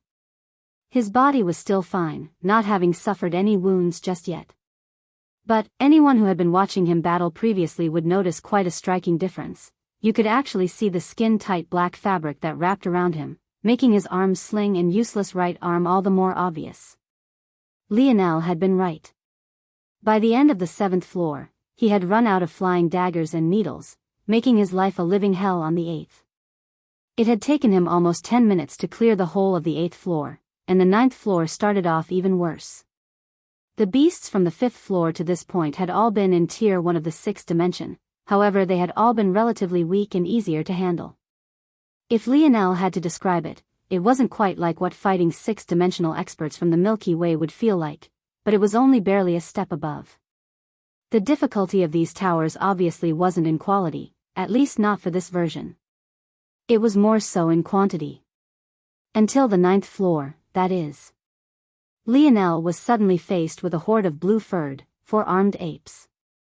Runes flickered about their bodies, giving Lionel a sort of stifling feeling, as though no matter how hard he attacked them, he would never be able to break through their defenses.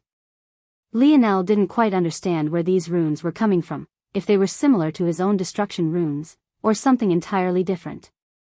But, once he stepped into the God path, he would understand what these runes represented and exactly why it was Conan had said stepping into the 6th dimension would help them all to close the gap between themselves and Lionel's innate node. These were indeed runes similar to Lionel's destruction runes, and they were, indeed, primed toward defense. And yes, that did mean that Lionel's task had suddenly become another living nightmare. Shit.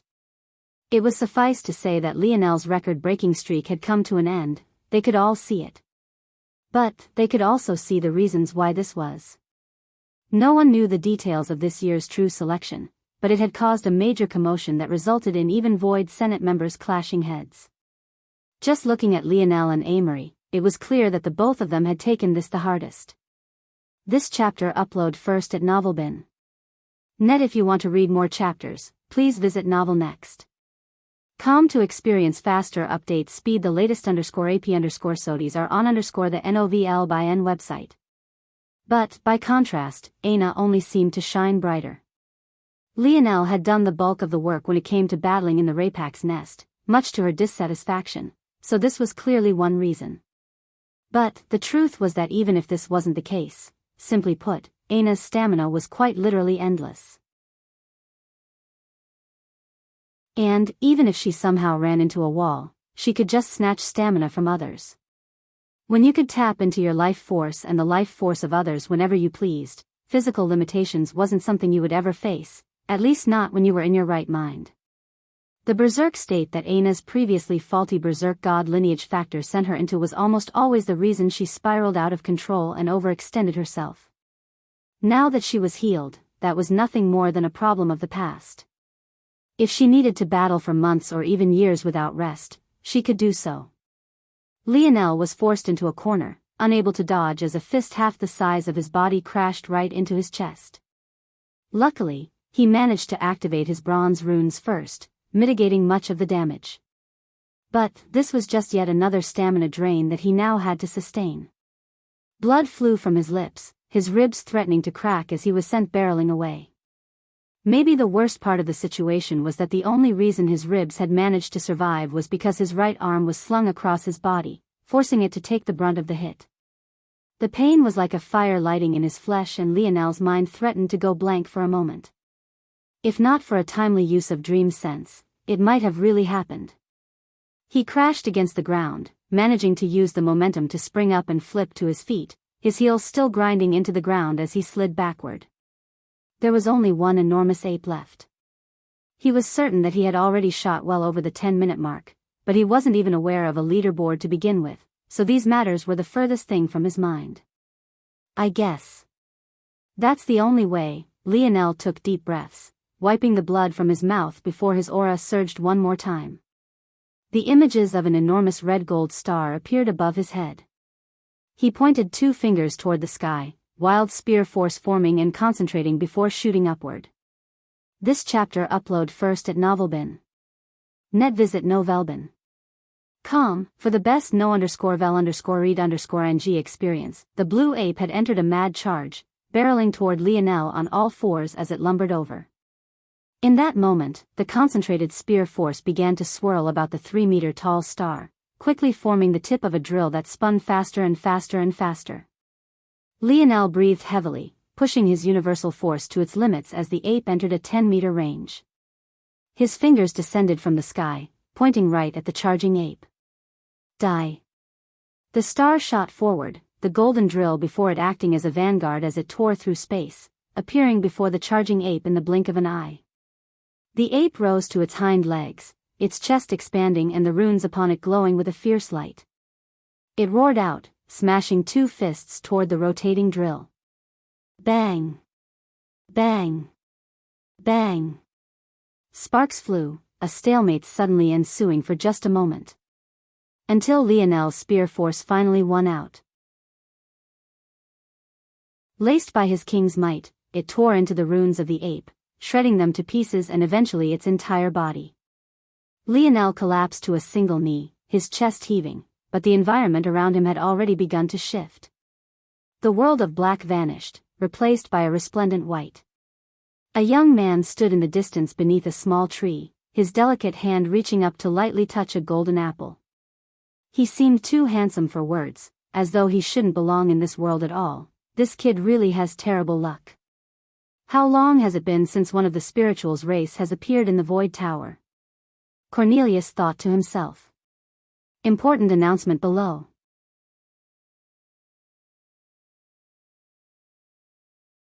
Chapter 1406. Published at 21st of November 2022 9:46 and 39 seconds AM. Chapter 1406. Adderworth. If audio player doesn't work, press stop then play button again. Lionel took deep breaths, observing the scene before him. He couldn't quite understand what was happening. Since nothing had been explained before, he had headed into this completely blind. He had no way of telling what he should be doing, if this was an enemy, if it was a break room, or if he should be worried or not. He had no way of communicating with Wise Star Order. Even his innate node which had been beneath his tongue couldn't be felt by him any longer, let alone any of his other treasures. If it wasn't for this, Lionel wouldn't have had nearly as many problems using his destruction runes. I guess since this is the 10th floor it was due for a bit of a change. They must treat this a lot like a video game with a boss every 10th floor. But why is this environment so different, and why hasn't this man attacked me yet? Despite his thoughts, Lionel took every second he had to regain his breath. He couldn't do much about the drained state of his mind, but he could at least try to let his healing factor kick in a bit to help with his physical fatigue. At the same time, he circulated his force through his nodes, allowing them to do the work they were meant to and quickly flood his body with oxygen. Lionel looked around. No needles, no daggers. I used up the last of my javelins on those apes. It seems that all I've got now is myself. Lionel stood. He didn't understand what was going on, but what he did know was that if this was an enemy, their patience wouldn't be nothing more than a detriment to him. He didn't believe that in such a trial, an enemy would be so nonchalant without cause or reason. This individual was definitely benefiting from his inaction somehow, or at the very least, this was the highest likelihood of what was otherwise a toss-up. Lionel liked to live his life based on probability, so knowing such a thing, he couldn't remain inactive. The moment he stood to his feet, though, the young man seemed to finally notice Lionel's presence. This chapter upload first at Novelbin. Net. If you want to read more chapters, please visit Novel Next. Com to experience faster update speed. S is by N Uvelby, N. The moment their eyes met, Lionel took an explosive step backward, his pupils constricting and his heart nearly leaping out of his chest. Any fatigue he had seemed to be forgotten, allowing adrenaline to rush forward in its place. This is bad. Lionel didn't like his reaction just now at all. Adrenaline sounded nice, but the crash that came on the other side was very much real. It would have been better if he output what remaining stamina he had left in a steady stream rather than releasing it all in a sudden outburst. However, Lionel couldn't help it. Right then, his hairs had stood on end and his mind rang with blaring warning signs. He had quite literally felt as though his very soul was about to be pulled out of his body. The feeling was similar to when Wise Star Order had tricked him into reading the protected technique of the spirituals, except 100 times more potent. It was almost like a harpoon had latched onto him. Lionel had not a single clue just the kind of commotion his actions just now had caused. Let alone others. Cornelius finally stood stunned, unable to speak a single word. One of the most cursed objects of the Void Palace was the Void Tower. This was because so much of one's progress during a single run could be decided by good or bad luck, and definitely more especially the latter. There were a few things, though, that went beyond just bad luck. These chance events of the Void Tower were known by the students as drawing dead. It didn't matter what happened, how prepared you were, how good your run up until that point had been. So long as one of these events occurred, your run would be over. One of these so-called drawing dead events was the appearance of a spiritual as a boss. This chapter upload first at Novelbin. Net. If you want to read more chapters, please visit Novelbin. Com to experience faster update speed. The only way to combat a spiritual in real life was to have a soul-protecting treasure on hand. The human domain never did battle with the spirituals without outfitting an entire army with them, and missions were never completed in spiritual territory on the void battlefield without them either. However, as one might have already guessed, it was impossible to bring treasures into the Void Tower, and the only weapons available in the armory you got to choose from were very simple weapons without any special effects whatsoever. So, what would you do in the face of a spiritual without a soul protection treasure? Well, what else could you do but wait to die? There was nothing else you could do. Some of the spear factions had already begun to feel sorry for Lionel. After all, even though he didn't know it, they knew well that so long as he cleared this 10th floor on his first run, he would become among the few in Void Palace history to ever be directly admitted as a galaxy-ranked disciple. However, running into a spiritual after having the bad luck of being given beast hordes to begin with. It could only be said that luck was truly not on Lionel's side. According to the usual pattern, so long as you remained unmoving, the spiritual would be too enamored by its precious tree to even bother with you. But, the moment you did, it would look at you and your mind would go blank. Game over. And yet, somehow, Lionel had risen up, moved, made eye contact, and still managed to explosively retreat, all without losing. How was that possible? Within the crowd, a particular young man stood in silence. His hair was bronzed, his eyes deep and somber. His stature was large and his shoulders were broad. His presence was sharp as a spear and as sturdy as a mountain.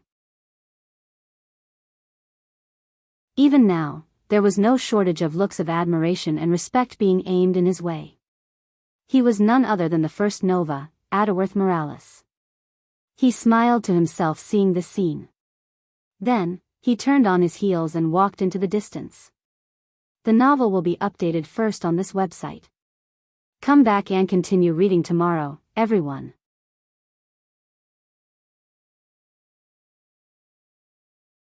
Chapter 1407. Published at 21st of November 2022 9:46 and 38 seconds AM. Chapter 1407, Drawing Dead? If audio player doesn't work, press stop then play button again. At that moment, Aina exited the tower, followed a few moments later by Amory. Aina had climbed to the 12th floor before running into some bad luck of her own. Well, she had technically run into said bad luck on the 11th floor where she was faced with a skeleton graveyard. Without any blood force to take advantage of, strength at Tier 2 of the 6th dimension, stacked with God Path comprehension, was beyond what she could contend with. In order to cross the 11th floor, she essentially drained herself of all her life force, knowing that it was a simulation. But, facing even more undead on the 12th floor, there was really nothing that she could do to contend, leading to her loss. As for Amory, he climbed to the 10th, clearing it before he directly stopped. It was clear he knew things that Lionel and Aina didn't, so he hadn't even tried to go beyond. Stepping out, he rose his head to the leaderboards, giving them a once-over. When he saw that Lionel was still inside, and facing a spiritual at that, his gaze narrowed, an expression that only became darker when he realized that Lionel actually hadn't died. Aina's attention had been on Lionel from the very beginning. When she realized the race Lionel was up against, her brows, too, shot up. Beauty. Beauty. How about you join my Morning Dew faction? Well, give you a 100 void point daily spending quota and this big brother here will be your personal bodyguard. Fuck off, 100 void points? Are you trying to entice a beauty? Or call up a common street whore? Piss off. Beauty. My twin rope faction will give you a 10,000 void point monthly spending limit. This chapter upload first at Novelbin. Net. If you want to read more chapters, please visit Novel Next. Com to experience faster update speed. S is BY Novelbin.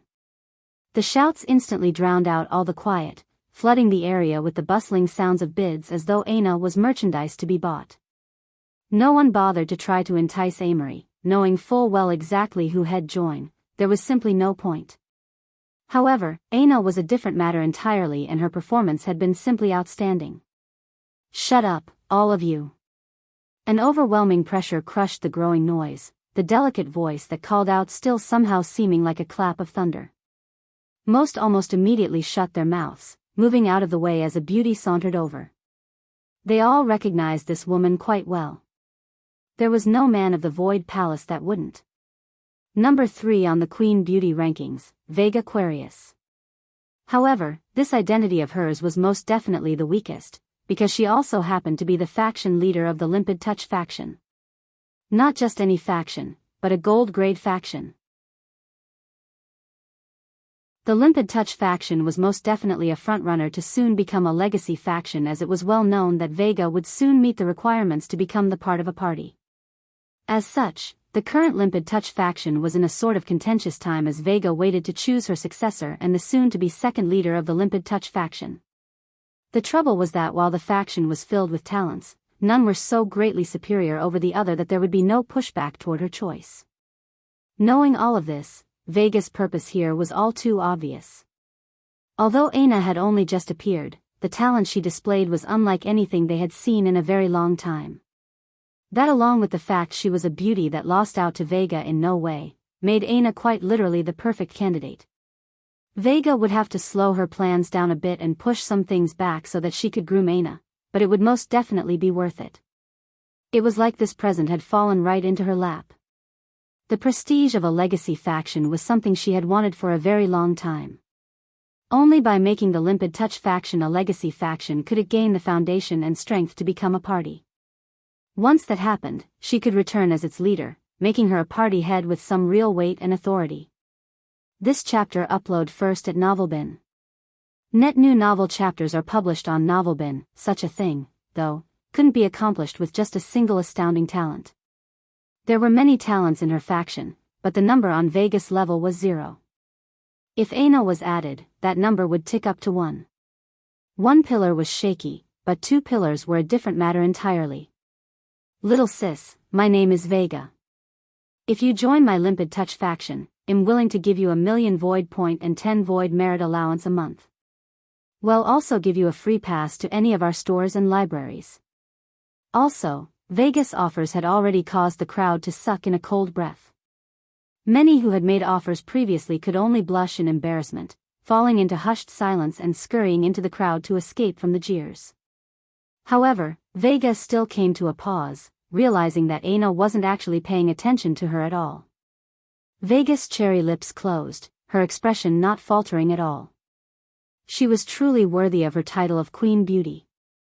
Her blue dress, embroidered by gorgeous green and gold patterns, clung to her every curve.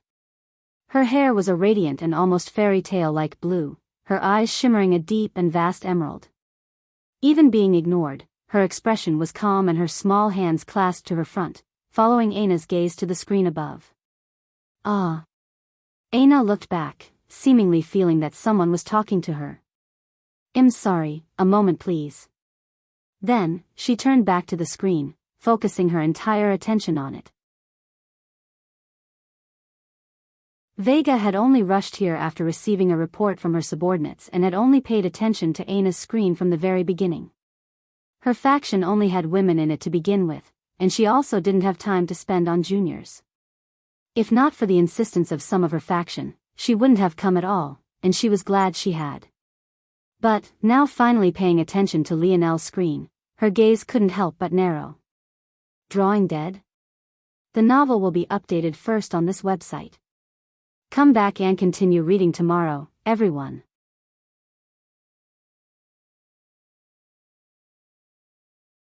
Chapter 1408. Published at 21st of November 2022 9:46 and 36 seconds AM. Chapter 1408. Lake Prison. If audio player doesn't work, press stop then play button again. Lionel stood easily 50 meters away from the spiritual, his brows locked into a deep frown. Is this man a spiritual, then?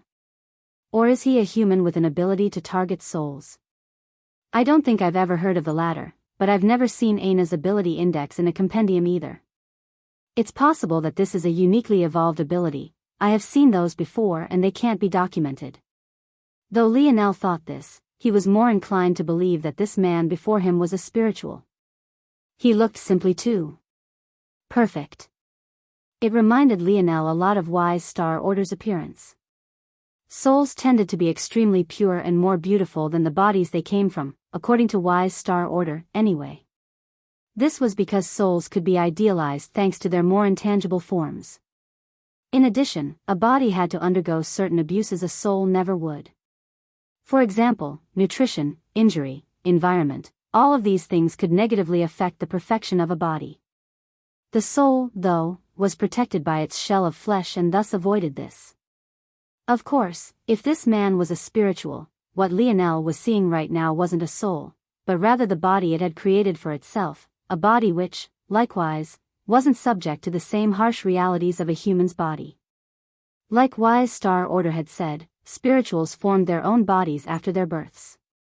Being able to mold themselves in their own image like this would obviously give birth to the same sort of overdone perfection. Well, I guess my Aina is an exception. If others knew that Lionel had wasted a thought for such a clarification, who knew how they would react? Now that Lionel had calmed, though, he noticed several things. Well, several things outside the fact he was even more tired now than before. The first was that this spiritual wasn't in the sixth dimension at all, they were in the fifth. Lionel had a feeling that if his soul was still in the fifth as well, that attack just now would have most definitely killed him. The gap in skill was almost too much even for the dimensional gap to overcome. The second was that this man seemed to now be frowning a bit, almost as though he was surprised that Lionel was still standing. This chapter upload first at Novelbin. Net. If you want to read more chapters, please visit Novel Next. Com to experience faster update speed. S is by N. Uvelby, N. The third was the tree and especially the golden apple. Lionel hadn't really thought about it before, but why was it here? Was there something important about it? It was then that he felt a subtle sort of connection between the man and it. But, almost as soon as he did, it was as though his internal sight had rammed into a steel wall, being rebuffed and knocked flying. Lionel almost subconsciously fell backward, only to realize it was only his mind that had been sent soaring. Lionel retrieved his internal sight, reining it in and sending it forward again, only for the result to be just the same. And then he tried again, then again. Lionel's gaze narrowed, stepping forward, slowly. He closed the distance between himself and the young man. The rebuffing became more and more powerful, but every time it happened, Lionel seemed to get better at handling it. Do it again. Lionel thought silently to himself. What he spoke about wasn't the internal sight sparring at all. He meant something entirely different. Lionel eventually stepped to the very spot he had been in before when he explosively retreated, and that was when he felt it. No, this time, with his internal sight deployed, he could almost see it. It speared through the air, appearing before his forehead in the blink of an eye. It was so fast that it was almost impossible to dodge. Almost. Lionel's head tilted to the side, but he was still a step too late. The harpoon threaded into the side of his forehead, snagging at a piece of his soul and trying to rip it out.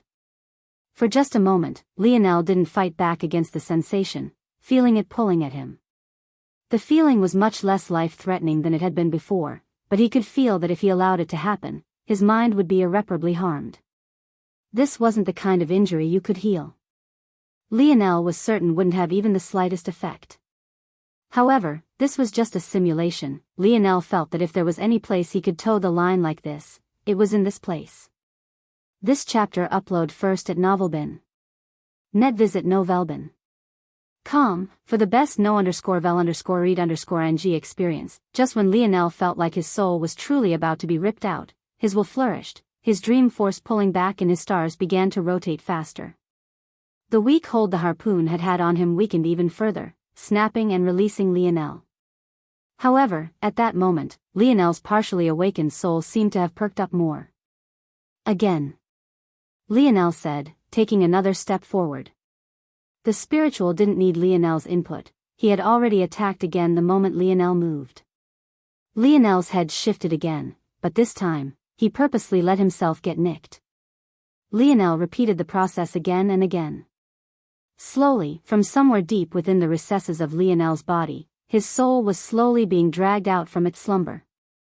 With each attempt, Lionel's dream force seemed to become thicker, his affinity deepening and his ability index trembling, creeping forward at a slow, but steady pace. In an odd, unknown world, a version of Lionel stood. Its arms dangled forward limply, its legs pinned down to the ground and its head drooping, its expression impossible to spot.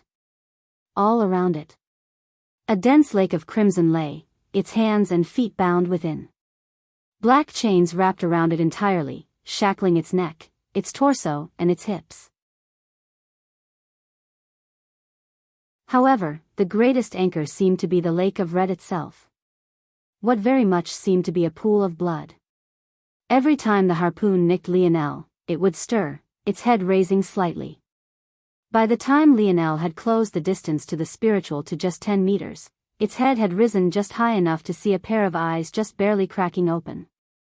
A chain snapped, the blood lake suddenly beginning to boil. The novel will be updated first on this website. Come back and continue reading tomorrow, everyone.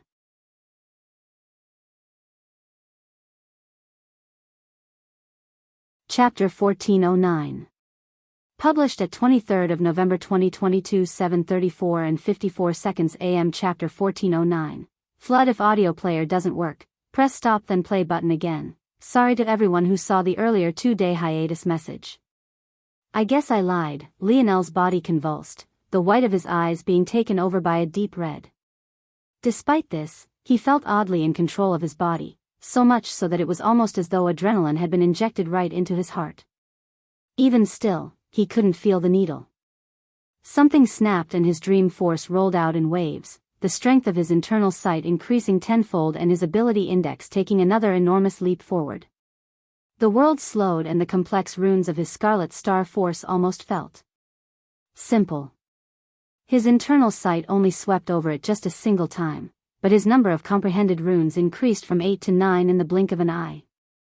At that moment, the red-gold runes snapped together as though pulled by a rubber band, forming a larger rune that danced within Lionel's irises as though it had a mind of its own.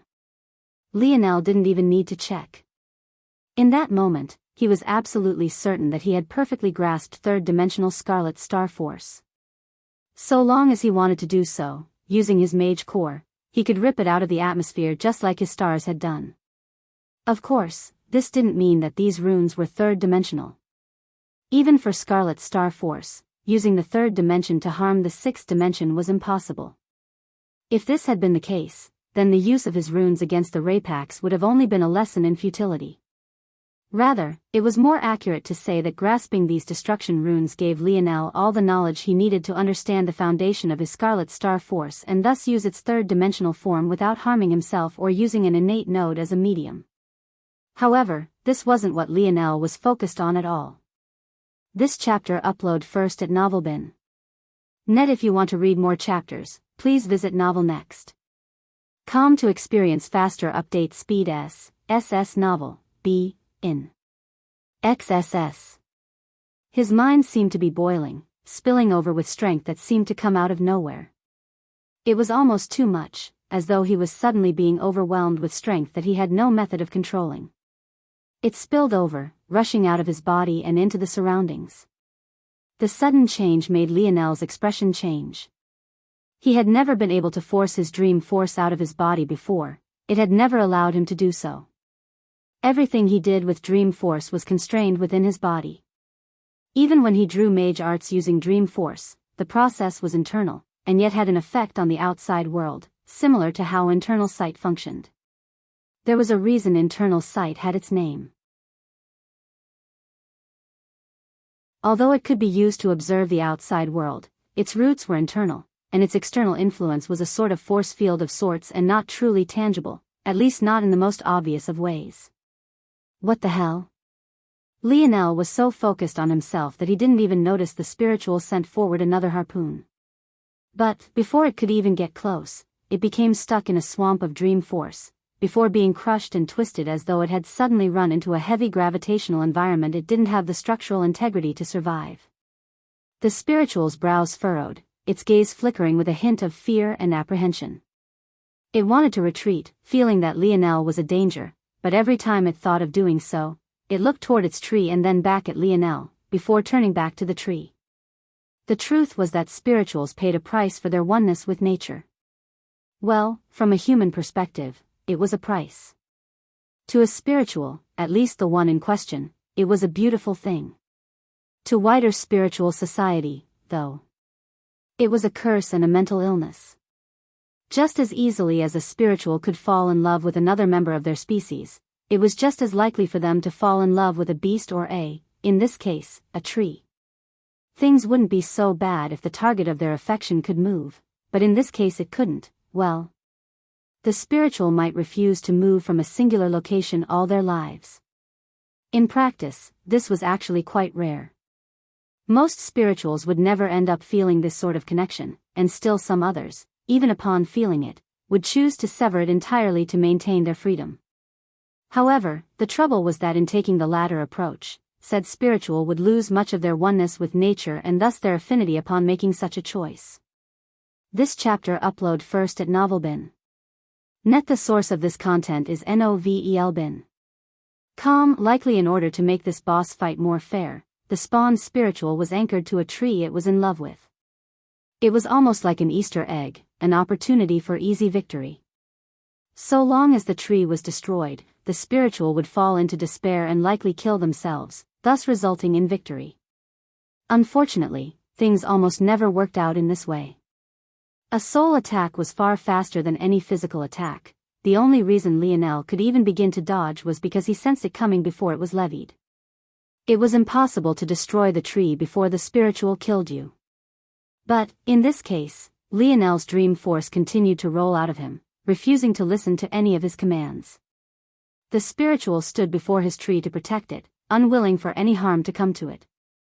But, Lionel's dream force continued, coming out in wave after wave. When the dream force made contact with the spiritual, nothing seemed to happen at all. But, the spiritual's eyes still widened. Lionel's dream force was like a thick oil, latching onto his skin and blocking all of his pores. Even when the spiritual tried to project his soul out again to attack Lionel and stop this madness, he found that his soul rebounded against its skin, being locked into his body. Lionel continued to stand in silence, his mind still clear as he focused on trying to take control of himself again. He couldn't decide whether what was happening was a good or bad thing. What was happening to him, exactly?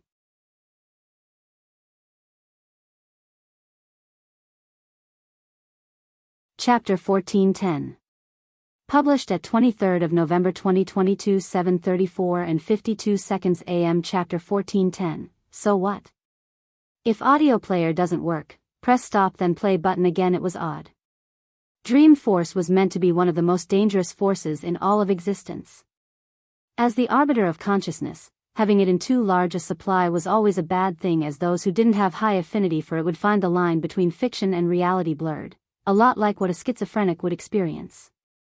Dream force carried with it the power of perception, and fundamentally, perception was often reality. If someone had a dream about being invincible, they would wake up and this feeling would be gone. In addition, they would then be able to pick out all the oddities in the dream that should have made it obvious to them that it was one. However, if the dream force was cranked up, suddenly the line wouldn't be so obvious. The dream would become too real, too tangible. Then, you'd suddenly have a person jumping out of a building as a mere mortal in the real world because they got it in their heads that they were invincible. The effects went beyond dreams as well. Just things as simple as thoughts, inclinations, biases, etc., could easily become too real to ignore. Suddenly, an opinion would become objective fact, a daydream would be reality, a hope would become certainty. Believe it or not, these would be the most benign effects of excessive dream force. Beyond this, one might sink into a forever coma, believing their dreams to be the new reality. And, in the worst of cases, one's mind could collapse, forgetting how to function correctly and thus leading to the most direct cause of death. Playing with consciousness was dangerous. Almost like playing with layers of irony, eventually if you went deep enough, you would lose the ability to tell where the joke started and where it ended. However, somehow, despite all these dangers, the spiritual was fine. This chapter upload first at Novelbin.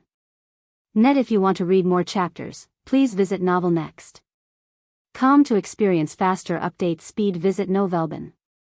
For the best no_vel_read_ng experience, it was like Lionel's dream force was in a benign state. Despite being able to come out of his body now, he still wasn't able to use it to attack people or harm them. Lionel had known that his ability limited him in this way for a long time. In fact, even Lionel, who had reached Tier 5 and could project his dream force outward, couldn't use it to harm others directly either. He could only mold his dream force to shape reality and use said changes to attack his enemies. However, Lionel couldn't do that. Not to mention the fact he was fairly certain he hadn't been born a savant due to the existence of his lineage factors and his innate node. Right this moment, he still couldn't even begin to control this dream force. How was he supposed to manipulate reality if he couldn't even stop it from flowing outward?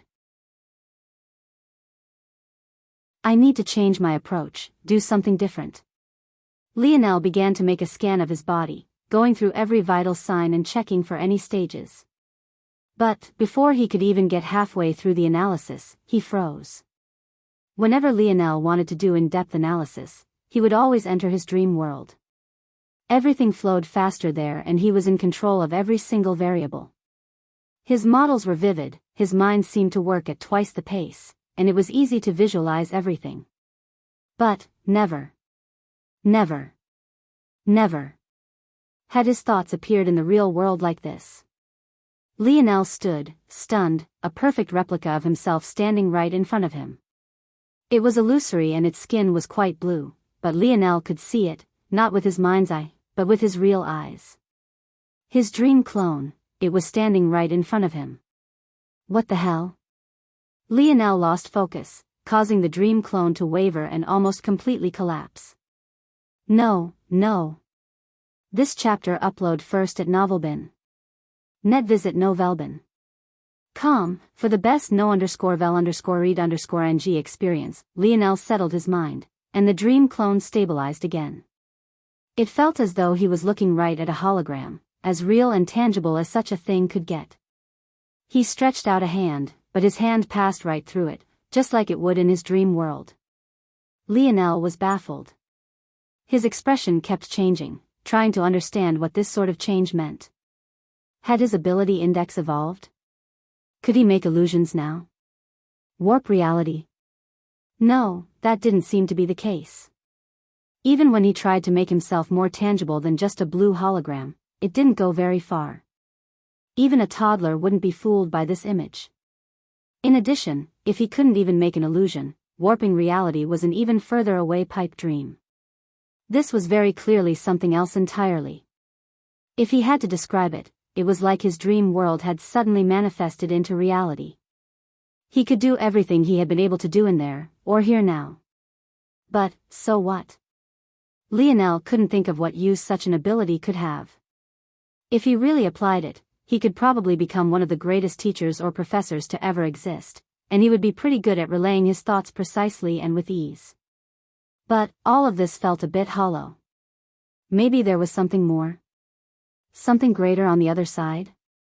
If only he could just retract his dream force, so long as he could do that, he could try to get the spiritual to work with him again, pulling out more of his soul.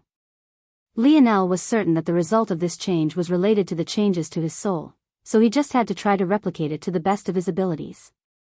What Lionel didn't know, though, was that he had been frozen in place ever since those chains snapped.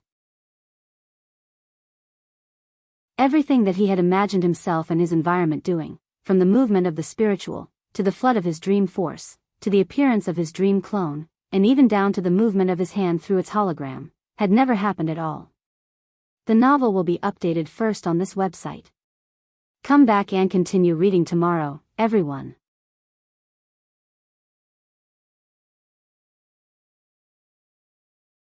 Chapter 1411. Published at 6th of December 2022 8:05 and 46 seconds AM. Chapter 1411. Perfectly. If audio player doesn't work, press stop then play button again. Despite the fact he had concluded that the ability was useless, Lionel was still fascinated by the feeling. There was something especially immersive about having all of his ideas and thoughts floating around him. It made it all more real, more tangible. Although Lionel had always been able to sink into his dream world whenever he wanted, the disconnect between it and reality was such that he was always keenly aware of his real Boda's place in the world. Because of that, he could never fully enjoy himself. As such, he had always kept his dream world to the bare minimum. White walls, pale and transparent dream clones, even his dreamscape was nothing more than a skeleton of ideas, like jotted down notes only he could understand. When things were like this, though, Lionel felt more licensed to have fun. The world became overlapped with the vastness of space. His dreamscape became like constellations in the skies, its ideas connecting to form fantastical images and gorgeous picturesque scenes of legends gone by. His thoughts became organized into planets and their ecosystems, the trees carrying his thoughts, the waters carrying his streams of consciousness, the clouds becoming as fleeting and numerous as his daydreams. Lionel smiled. He didn't know why he hadn't done this before. Like this, everything seemed so much more beautiful. It connected in a way that surpassed what it had been capable of before, making his cold calculation feel a lot less like work and more like the masterful strokes of an artisan. Lionel became so lost in it all that his concept of time warped. It was only when he finally snapped out of it that his expression changed. How long had it been since he paid attention to what the spiritual had been doing? Just because the spiritual had powerful soul attacks, that didn't mean it was all they were capable of. They could just as easily attack with their bodies, or even make use of another one of their powerful abilities, elemental manipulation. Lionel's eyes snapped open, trying to find the spiritual. Wait, weren't his eyes already open? Hadn't he been observing his dream world being projected onto the real world? Isn't that why he was so confident in losing focus a bit to begin with? After all, if his soul was useless, the spiritual couldn't do much that Lionel wouldn't be able to react to. After all, the both of them were in the fifth dimension. If the former had to attack physically, Lionel was sure that he could at least do something about it. But if his eyes had always been open, why did he suddenly open them? Wait, if he had opened his eyes, then why was he still seeing the same thing? Lionel's gaze turned cold. He should have known this would happen. His dream force couldn't affect others, but it could definitely affect him. That was the main purpose of his ability index to begin with and precisely why Tier 4 was called control. The fact that he couldn't control the outflow of his dream force should have already told him that it had surpassed the barriers that his affinity could control. However, he had actually been slow in realizing such a simple fact. The situation wasn't entirely bad, though. When others were lost in dream force, the most dangerous part was that they would become unaware. The fact that he knew that something was wrong already proved that he was beyond most people. The trouble was, even knowing he was trapped, he still couldn't separate dreams from reality. He couldn't even tell whether his eyes were open or not. There's something else here, something that he needed to deal with before he could find his way out. The situation outside seemed to only be getting odder. Lionel hadn't moved in several minutes, but the trouble was, neither did the spiritual. And it was then that it happened. This sent waves through the crowd, but the picture above was still frozen in place. Could it be that there had been a glitch in the Void Tower system and Lionel was actually just fine? Aina sighed a breath of relief. She had been worried that the run-in with the spiritual had affected Lionel's real body. Her worries weren't unfounded. The reason why the spiritual was in the fifth dimension despite the fact that Lionel had already stepped into sixth-dimensional floors was because the elders of the Void Palace were worried that the shock would be too much otherwise. So long as it was just a simple image glitch, she could accept this. Now, she just had to wait patiently for Lionel to come out. However, what happened next was somehow even more astonishing than a first clear event. Heavy gravity, first attempt, all-time Nov LB, in. Hadn't Lionel just been tired? He had already been on his last legs, on the verge of collapsing.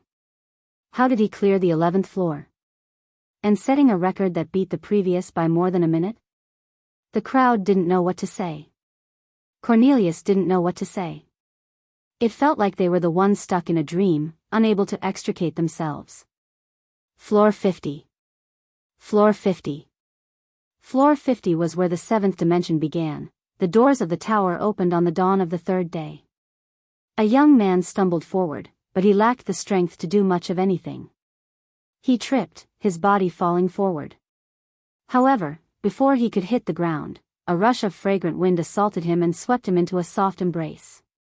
The young man didn't say a word, collapsing, his light snores ringing out just moments later. Aina held on to Lionel, her brows furrowed. Tears of blood ran down his face and caked his scalp, giving his hair a dark, redder hue than it usually did. His fingers dripped with blood. Slung over her shoulders, she could still hear the pitter-patter as they hit the hard ground.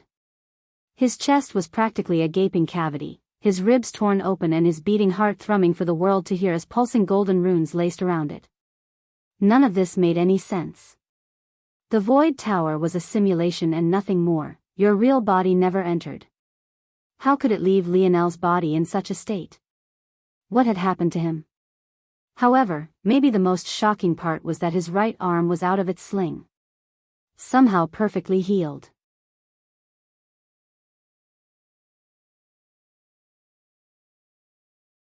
Chapter 1412.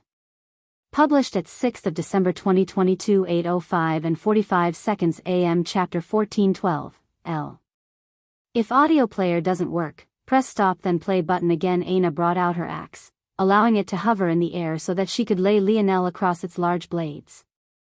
Although she could carry Lionel herself, because he was so much larger than her, she was worried about injuring him further than he already was by forcing him into an awkward position. As things stood, this was the best option. Aina turned back, somewhat frantically, feeling that Lionel's breath was far too weak and it seemed to only be getting weaker. She didn't understand how things had ended up like this, but it simply didn't matter until Lionel was at least stabilized first. Do you know where I can get him help? Vega had ended up staying here the entire time. But, the more she saw how attached to Lionel Aina already was, the more she felt that her dreams of claiming Aina for herself were slipping away further. At least not by any ethical means. Treatment isn't free. Vega replied. She wasn't wrong. Nothing in the Void Palace was free. There was a reason why the envoys sent to oversee the selection on planet Luxnix had been so eager. That time they spent, despite it technically being for work, was basically a vacation for them. The Void Palace was practically hell on earth for its students. There was nothing that didn't cost, and no small number of promising young talents had fallen because they couldn't afford medical treatment. Of course, the most talented of these promising youths usually had other backers to rely on. But, for Aina and Lionel, who had only just arrived, despite their talent, this spelled trouble. If an organization wanted to take advantage of their current weakness at this moment, it would almost be too easy. Luckily, there was a silver lining, and that would be competition. With their talent, it was likely that many would want them. Although no one understood what had happened to Lionel, they had at least watched his performance on the first 9 floors, and that much was enough. The trouble was, how many dared to compete with a gold-grade faction? And not just any gold-grade faction at that, but one on the verge of becoming a legacy faction. Aina's brows furrowed, clearly understanding this. Aren't there rewards for breaking records? She asked through gritted teeth. Vega's gaze shifted upward, looking at the long line of leaderboards that surrounded the tower. By now, Lionel's name appeared much too many times for comfort. The crowd had considerably thinned in recent days, but the intrigue around what was happening hadn't lessened in the slightest. Whether or not these records will hold up is one matter. However, even if the Senate decides to keep things as is, leaderboard rewards are calculated by the month, and we happen to be right in the middle of one, with the next turn being a little more than 2 weeks away. Vega looked back. Why would they do that? You might be ignorant to what the 74th floor means, but others are not. I, myself, have only managed to climb to the 48th floor. Of course, that's also because I have not entered the tower in years, as I've been focused on other things, but I can still guarantee that the me of back then shouldn't need to lift a finger to defeat someone within the 5th dimension. As for those who have climbed to the 74th floor, they're all in the Senate, 7th dimensional powerhouses who dictate how things run here. Do you think they'll believe that someone of the 5th dimension was able to accomplish this? And on top of that, he's heavily injured, something that shouldn't be possible in the tower. It's obvious that something has gone wrong. If you're lucky, he'll be allowed a redo. However, considering what his father just did to the majority leader, I wouldn't bank on it. Aina's brows furrowed. His father? Obviously, she had no idea what had happened. But, this matter had been the talk of the Void Palace until Lionel's matter seemed to have taken over. Unfortunately, it was exactly because of this that there was even less of a chance Lionel could get away with it. The Void Senate was definitely in the know, and the Unfettered Blade Party held all the power right now. It was already a dark enough time for spearmen in the Void Palace. As for Lionel, Well, it didn't take a genius to understand that it might very well be worse. Vega didn't explain, instead choosing to talk about something else entirely. I won't take advantage of you, but I also won't help you for free. I have no obligation to. It's simple really, all you have to do is join my faction. The benefits I listed before will be the same, and I can also guarantee that once I enter the Void Senate, you will take my place and control the faction. N0VL next. Koamena's brows furrowed deeper. She didn't want to leave Lionel's side. She hadn't gotten to spend nearly enough time with him, and they had already been apart for over a year. She had been a part of the Void Palace long enough to know even if they were in the same organization, they might be worlds apart. The rules were strict and the room to maneuver was minimal. If she joined a faction, especially an ambitious one like this one, they would probably run her ragged for the sake of the group. That didn't even mention the trouble that would come with joining such a hot pot. There would definitely be waves of internal struggle. But, she had already left Lionel alone for too long. His injuries were far too severe, and if he could have healed them, he would have already done so. This wouldn't work at all. She had to. Aina bit her lip, ready to accept. But, before she could, a voice came over. What's this?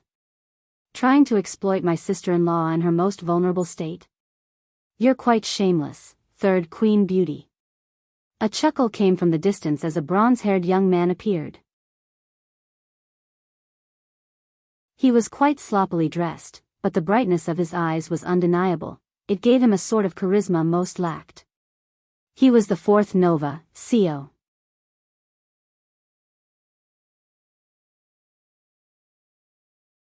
Chapter 1413. Published at 6th of December 2022 8:05 and 44 seconds AM. Chapter 1413. Underest if audio player doesn't work, press stop then play button again. Sio was the very same Nova Oren and Zavnik had spoken about during their earlier conversations. He had gotten into the stalwart polearm party a step later than first Nova, leaving him fighting for its scraps. But, despite his supposedly desperate situation, one definitely couldn't tell by his demeanor that anything was wrong. His robes were in disorder, his hair was messy, but he still looked well rested and sharp. If anything, he was just too lazy to groom himself any better than he already had. Vega's eyes narrowed, looking back towards Sio with a sharp look. AI, don't look at me like that, I scare easily. Are you interfering with my business? Have you forgotten the lesson I taught you last time? Vega's gaze turned dangerous, her hair rippling about. She had already wasted several days here and she was close to getting what she wanted. But now it felt like someone was snatching food she was just about to bite down on away. Sio sighed and shook his head. These are simply the lumps a romantic like me must take in pursuing love. I dared to bare my heart and I suffered for it. As a man, I can only respect your decision and move on, but why must you dig up my scars like so? Vega lost her patience, suddenly striking out with a palm. Sio didn't have a chance at all to dodge, facing the full brunt of it crashing into his chest. Clang! Oof! Sio stumbled several steps backward, coughing. Bronze runes flickered across his body. It was clear that while he had been slow to react in action, his runes still activated on instinct. Sio beat a fist against his chest, wheezing a bit. Good hit. Definitely solid. 8 out of 10. He raised up a thumb, giving Vega a sign for a job well done. It wasn't very surprising that Vega was actually much stronger than Sio. The trouble was that Sio was a bit shameless. Sio took Velasco as his idol, and his romantic life reflected that. He had already snagged several women from Vega's faction, and yet still somehow had the audacity to chase after Vega herself. It could be said that his face was quite thick. This chapter upload first at Novelbin. Net. If you want to read more chapters, please visit Novel Next. Com to experience faster update speed. Normally, Vega wouldn't care about this. Her faction might have been female only, but she didn't monitor their relationship so long as it didn't interfere with their duties. The trouble was, this time it did. In fact, it could be said that about 20% of the strain of her faction currently was caused by this man here. Seo had managed to woo 2 of her 7 Valkyries. And they also happened to be 2 of the 3 or 4 most likely to succeed her. When they found out that they had both been with the same man, they became like oil and water. If they were both somehow on fire.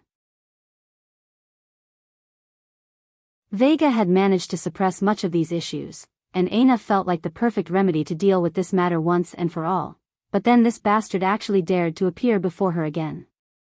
Seo coughed again, finally straightening up. Still, even if you're mad third queen beauty, I still have my duties as a big brother to fulfill. Vega's expression twisted with disgust. Knowing Seo, it would be a miracle if Lionel was left with his underpants after all of this was through. Still, she turned on her heels and began to walk away without so much as a goodbye to anyone present. She had wasted enough time here, and the one rule that everyone had to follow in the Void Palace was no killing. Even if she beat Seo to a pulp, it wouldn't help her mood out. In fact, he would only take greater pleasure in ruining her plans. Seo grinned wildly, his eyes practically glued to Vega's swaying bottom as she glided into the distance. Damn, that woman's really like water, even her palm felt good. I really need to have me a taste. Aina's brows furrowed listening to Seo's vulgarity. She suddenly wasn't very certain if this was a good turn of events or not. Seo turned back, his eyes lighting up when he saw Aina's face. He had already known that this sister-in-law of his was beautiful, but to think she really lost out to the likes of Vega in no way. TSK, littlest Nova sure was lucky to have snagged something like this before stepping foot into the Void Palace. Where was the justice? This gaze, though, only made Aina's frown deepen. If not for the fact Seo had already become her last hope, she would have long since turned and left. Seo chuckled. No need to act like this. I'm greedy and lustful, but I never touch the women of my brothers. However, I will take their money. I'll pay for littlest Nova's treatment. But the interest? Well, let's just say that the interest won't be small. Seo grinned, his smile both devilishly handsome and demonic. Many dispersed and left the traffic around the Void Tower about normal for what it usually would be. However, the mystery around what exactly had happened felt heavier and deeper than many knew or were even willing to think about. Most assumed that the Void Senate would soon find out what happened and report these matters. But, the oddity was that, this chapter upload first at Novelbin. Net the Void Tower was still open, functioning as though nothing at all had happened. Still, despite this, what was maybe even more shocking was that the Void Elders themselves were also baffled by exactly what had occurred as well. They stood in the air, unbeknownst to anyone, cloaked in black. You all sense it, right? Yes. This dream force, it leaked out from the inside. Nov LB, in. COM, you mean? For several days, we didn't dare to approach this place, we could only let things play out as they would. But, it seems that this dream force didn't have any malicious intent. Maybe. But it also distorted reality to the point none of us know what happened inside. The cloaked figures fell into silence, their gazes turning toward Cornelius, who was still frozen in the air, unmoving. Cornelius might have an inkling of what happened as he was in range. Yes, but he's currently stuck in a dream loop. It will take him several months to pull himself out. Time might also not be the only price he pays. This isn't a normal application of dream force, it feels almost like a soul attack, like those under its influence were pulled in rather than the world around them distorting like usual. Another silence fell. What did Velasco do to this child? Someone finally asked. I don't know if even the likes of Velasco can do this. But what I do know is that this child is even more trouble than his father. So, those of you who've been colluding to stab the human race in its back, I hope you glide on the tips of your toes a bit lighter. Nov LB, in. COM, Velasco's line seems intent on revenge. No one spoke a word as they gazed back and forth between one another. They had known that there were traitors among them for a very long time, but it was impossible to weed out exactly who it was. In recent decades, after Velasco had come into his own strength, the movements had only become more subtle and harder to detect. But this Lionel Morales seemed to be another wild variable thrown into the fuel.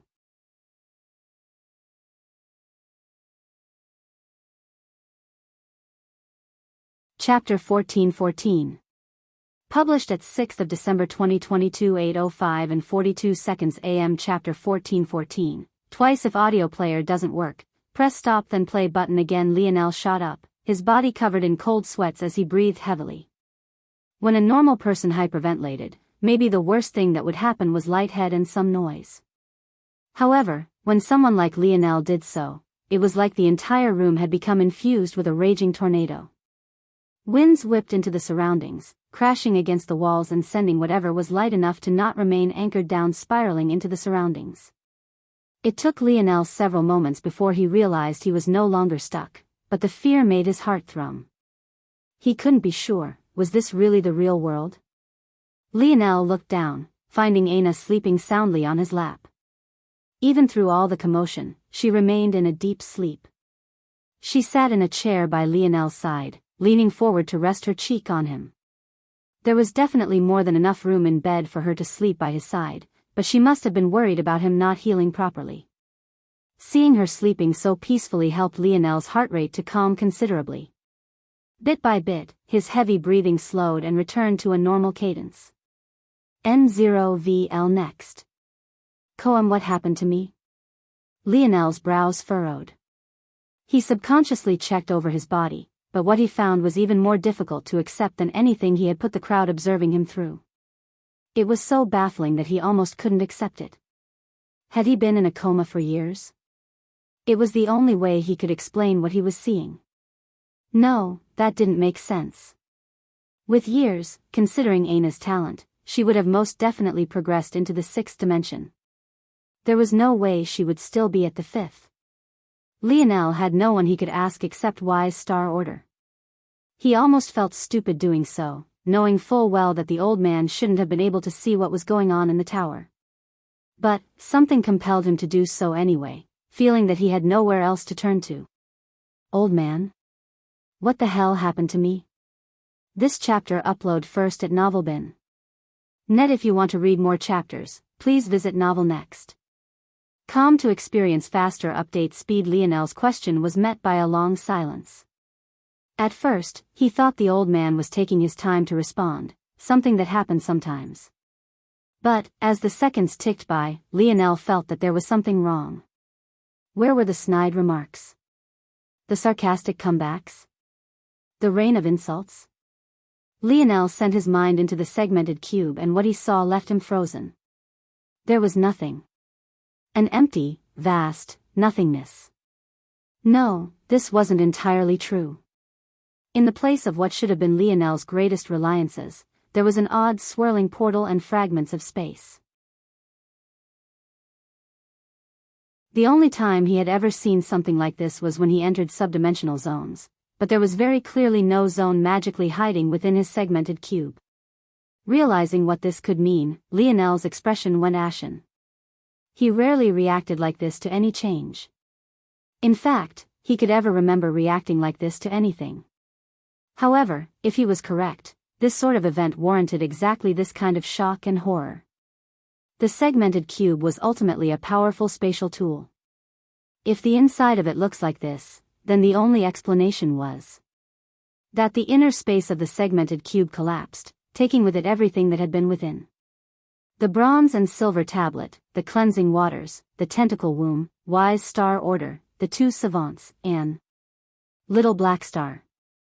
Novelbin. Lionel's heart seized, his jaw clenching tight. He didn't want to believe it, but he didn't have any other explanation. The resources, he could accept the loss of. He had no idea what happened, but things were ultimately things. He could even accept the loss of Wise Star Order. Though the old man had been useful, Lionel had already lost count of the number of times he had tried to kill him.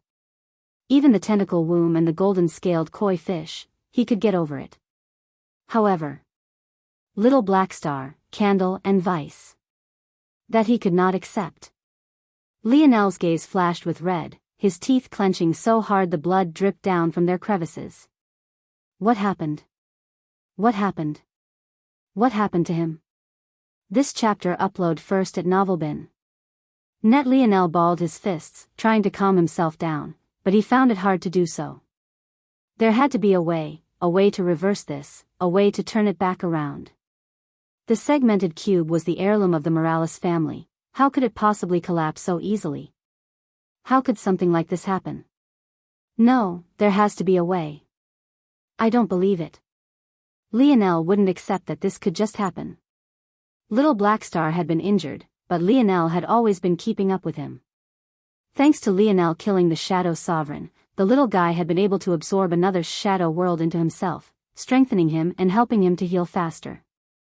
By the time Lionel had entered the Void Tower, little Blackstar had already recovered to easily 90% and was prepared to surpass his former self. This was all to say that given his abilities, the one most likely to survive the collapse of a spatial device was most definitely the little mink. It was impossible for little Blackstar to just sit there and wait for death. Even if the little guy couldn't save everything, he could most definitely save himself. Wait, connection? Lionel placed a hand to his chest. If little Blackstar had died, their connection would have definitely been severed. Even though Lionel couldn't feel little Blackstar right now, he knew that their connection was still intact. This thought helped Lionel to relax slightly, but it still wasn't enough for him to settle down all his worries. There has to be a way, but I won't find it by panicking. I need to find out what happened in these last few days, and to do that, I'll need to first understand the changes to my body. Maybe then I can get an inkling as to why the change was so drastic. The change wasn't just a little drastic, actually. The main reason Lionel had been shocked was because the Snowy Star Owl lineage factor wasn't within him any longer. It had evolved. Twice.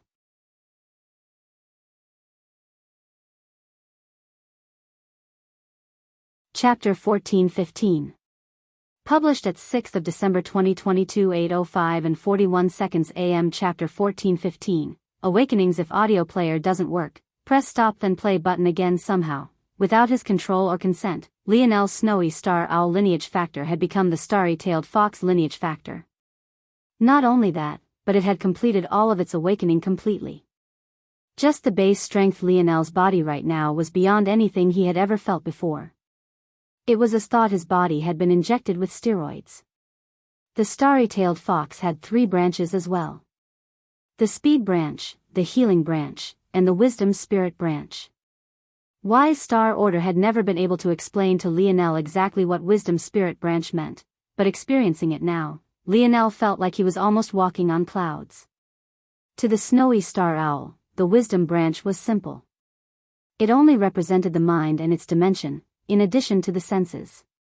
Each awakening either increased the strength of the mind or the eyes.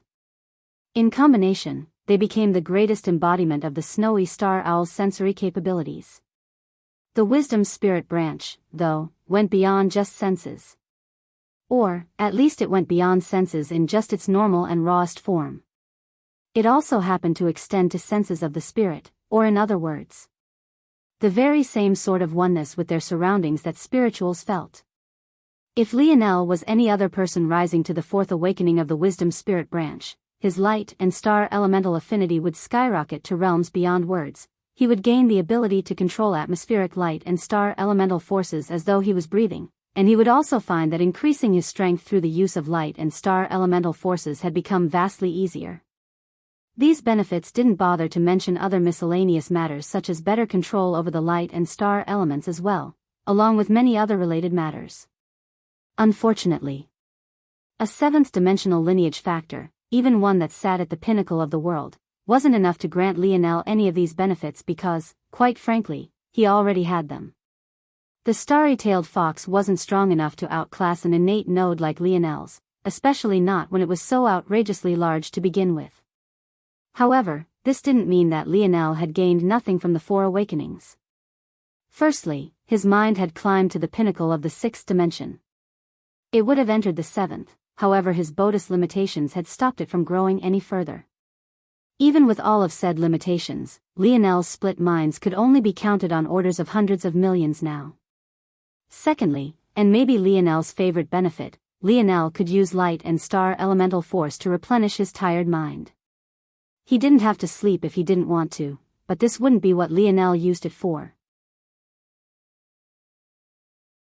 Instead, he was more interested in the fact that the state of fatigue his mind had reached before would be much harder for him to hit now, even if he was using his destruction runes. The third benefit was related to the third and fourth awakenings of the wisdom branch. The first two awakenings elevated Lionel's mind to what should have been the pinnacle of the seventh dimension and gave him the gaze of the starry-tailed fox. The latter worked similarly to the snowy star owl's eyes, but was much more potent and even carried with it a dazing sort of effect that was similar to how Lionel's king's might worked. The third and fourth awakenings, though, were related to the namesake of the starry-tailed fox. Their tails. Upon entering a battle state, long, large and illusory white tails would appear to Lionel's back. Each tail was like a powerful black hole, pulling in the exact sort of force it wanted and forming a domain with it. The starry-tailed fox had 3 tails. The tail of light, the tail of stars, and the tail of spirit. With them, Lionel could form a starry light domain, a starry star domain and a starry spirit domain. From what Lionel could tell, the starry light domain was both defensive and evasive, working in tandem with the speed branch. The starry star domain was defensive and worked well to control a battlefield, especially if there were many enemies. The starry spirit domain was a sensory domain that elevated beyond internal sight. In addition, it also worked similarly to a spiritual medium, forming the illusory tail as its core. There were many things Lionel could think of using it for if he combined its effects with his mage core.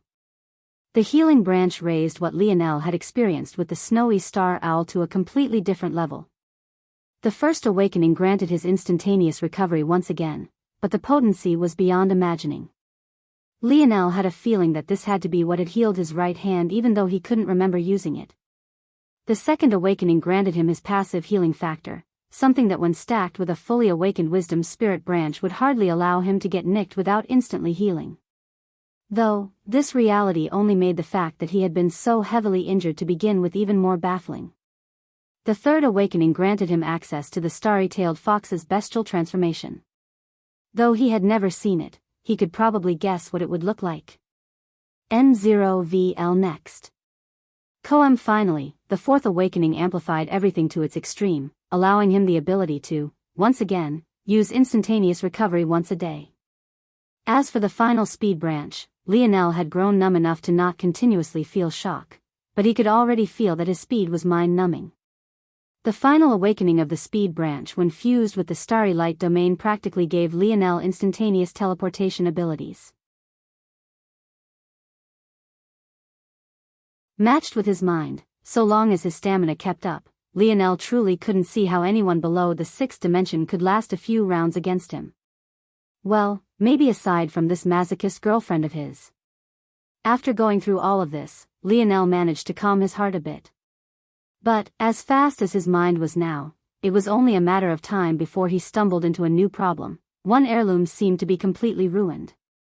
So what about this other?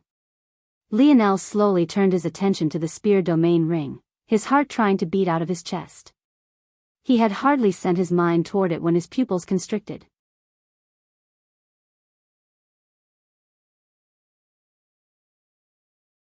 Chapter 14-16.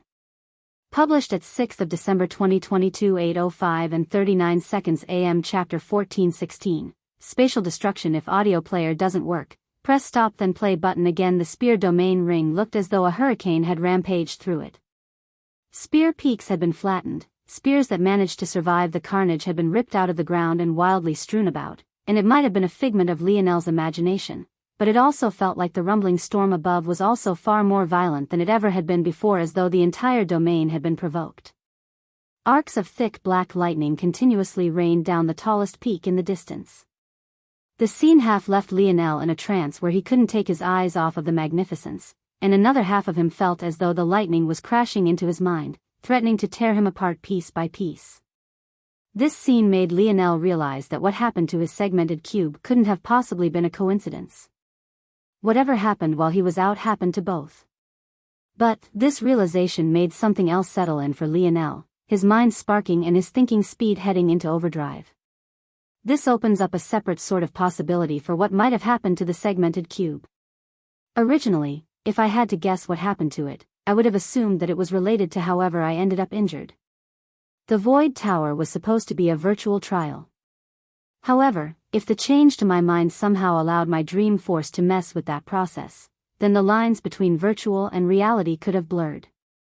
If I was forming a virtual reality simulation in the dimensional verse, I wouldn't use technology. The obvious choice would be dream force. If manipulated properly, you could make things as realistic as you wanted them, and rely on the processing strength inherent to the human mind to deal with it all. But let's say that barrier is breached.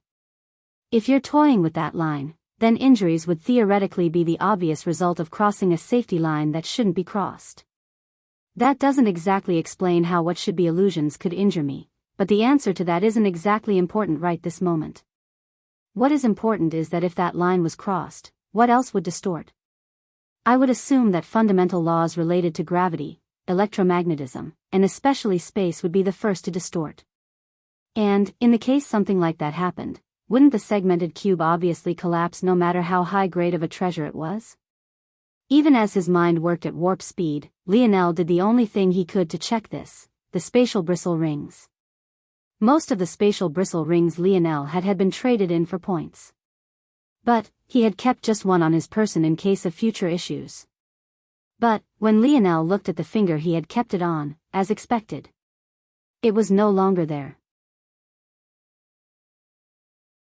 Lionel could imagine that if the space of a spatial bristle ring collapsed on his finger, it would have most definitely taken his finger and most of his hand with it. But, here was his hand, perfectly fine. This isn't the first time I've dealt with warping spatial rings either. Whenever you take a lower-level dimensional ring into a higher one, the space within shrinks. When you take it back to a lower-level dimension, the space within increases once again. The spatial rings are always responding to their environments. The theory is sound. But that is just the first step. The next logical step is how. I didn't think about this earlier because I let my emotions get the best of me, but any collapsing space is not some quiet event. The casing around it would definitely suffer as well. But, why is it that the segmented cube is still perfectly shaved into a jigsaw-like finger glove? The only explanation is that someone or something stabilized it and protected it. There was only one thing that Lionel could think of that could possibly do this. The image of an illusory little girl came to mind. Novel Top 1. Or if the segmented cube had an AI of sorts protecting it, what would that AI decide to do in the case that Lionel's actions placed it and everything it protected in danger? The obvious course of action would be evasive maneuvers. Now, the question was, how could he get it to come back? One problem at a time. Lionel's gaze narrowed, turning his attention back to the spear domain ring.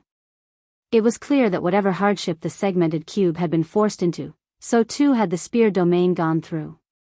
But, rather than the spear domain folding or running, it fought back and eventually managed to stabilize its space.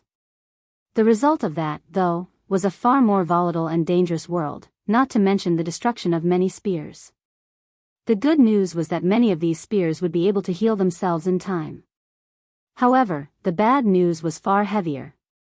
For one, the difficulty of crossing through the spear domain had increased far more than 1,000-fold. Lionel had been standing within the black-grayed region of the ring just now, and yet he still felt like his mind was about to collapse. Usually, he appeared in the last place he had left, but seemingly sensing his weakness and protecting him, the spear domain had shuffled him all the way back. Secondly, due to this change, Lionel lost access to even the quasi-bronze spears he had been fond of. This wasn't because they were being repaired as some had still managed to survive. It was because he quite literally could not reach them. Lionel had gone from being able to enter the silver-grade region, to not even being able to freely walk throughout the black-grade region. Let alone calling out his quasi-gold spear, he would be hard-pressed to claim a black-grade spear from the ones around him. It felt like he was right back to square one, standing at the same place he had been when he hadn't even completed his nodes yet.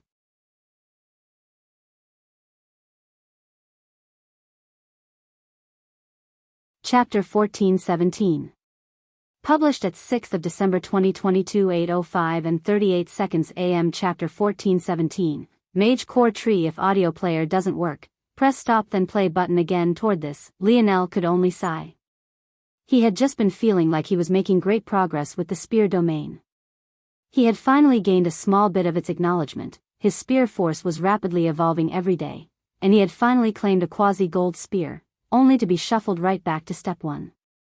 Lionel couldn't help but feel that there was a small sense of irony to this. The moment Lionel thought that he should maybe stop emphasizing peak spears so much and focus a little bit more on the spears beneath them, he was thrust into a situation where if that would seem like a privilege. Truthfully, Lionel would feel pretty depressed about this setback if he had truly gotten nothing in return for it. But, the change to his lineage factor was just one of the changes that had occurred in Lionel's body during these last few days. If little Blackstar was truly safe and just shuttled off to some pocket of space by the spirit of the segmented cube, then this sort of trade-off wasn't bad. In fact, Lionel could be said to be benefiting.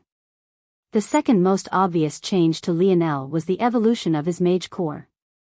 Although he couldn't understand what had happened, it almost felt as though an answer to everything he needed was already engraved onto his heart. N0VL next. Koem. The mage core had become a looming canopy within Lionel's ethereal glabella. If one was looking from afar, it looked a lot more like an entire forest than a singular tree. Lionel almost couldn't believe it when he saw it again for the first time. The mage core had lost its petals and flower-like characteristics.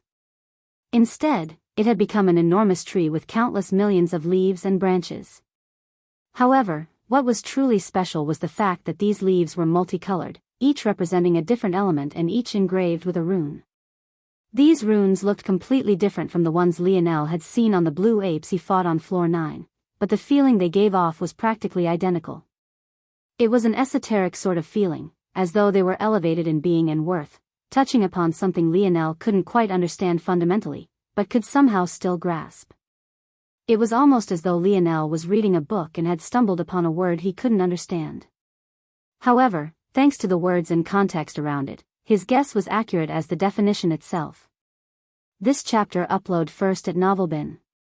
Net. If you want to read more chapters, please visit Novel Next. To experience faster update speed. If he focused, he could understand what the individual runes meant, but if he wanted a holistic understanding of them all and how they fed into one another and played off of one another, he would need maybe months, probably years. You would think it would be easier than that with all his split minds.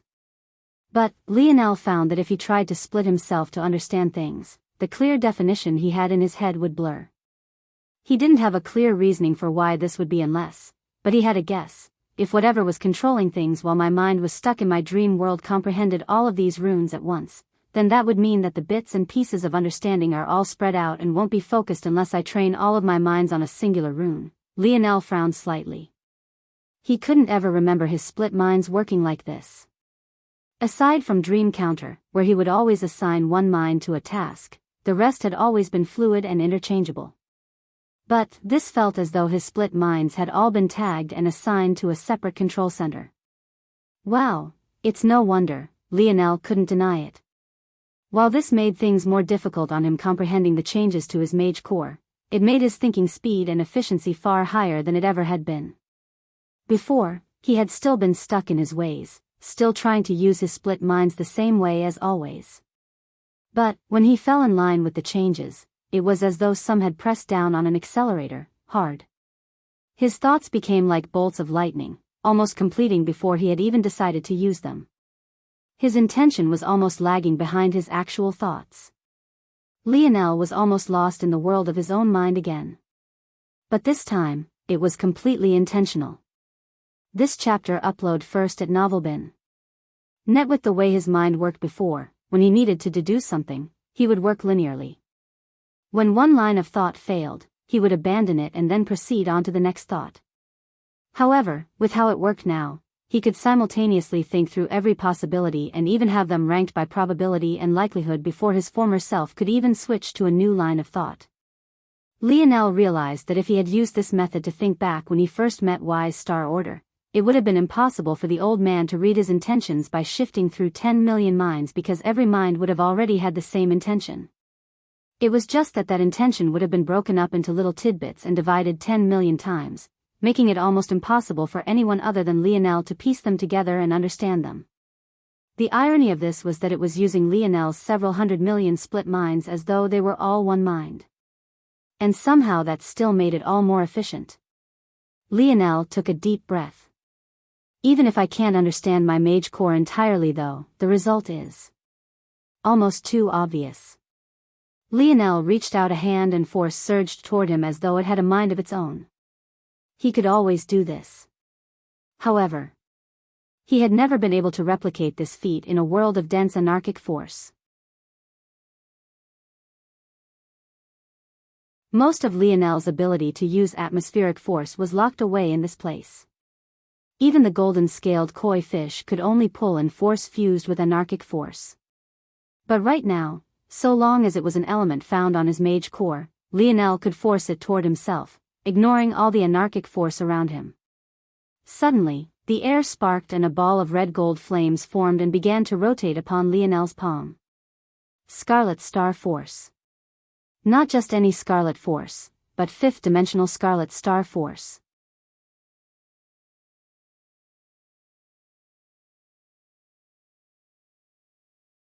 Chapter 1418. Published at 6th of December 2022 8:05 and 37 seconds AM. Chapter 1418. Of all people?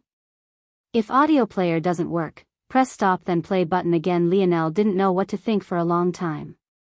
This force, this very same force that had been the bane of his existence ever since he had awakened it, was now sitting obediently in his palm. Lionel knew it was lacking in many ways. This force on his palm now compared to the force he could emit from his innate node in the same way force crystals differed from pure force crystals. The gap was enormous. However, it was still with this very same force that Lionel had wiped out a troop of three-finger cult members, and then proceeded to toy with a variant invalid as though each was no more than an ant. And now, he could suddenly use as much of this force as he wanted. To say that this change was huge was an understatement. Lionel quickly snuffed out the flame, realizing that Aina was beginning to sweat beneath the heat. If not for her, he might not have realized something was wrong until the walls began to melt. If this wasn't a seventh-dimensional world, the air would have already heated enough to combust everything around it into a hail of flames. The force on Lionel's palm shifted.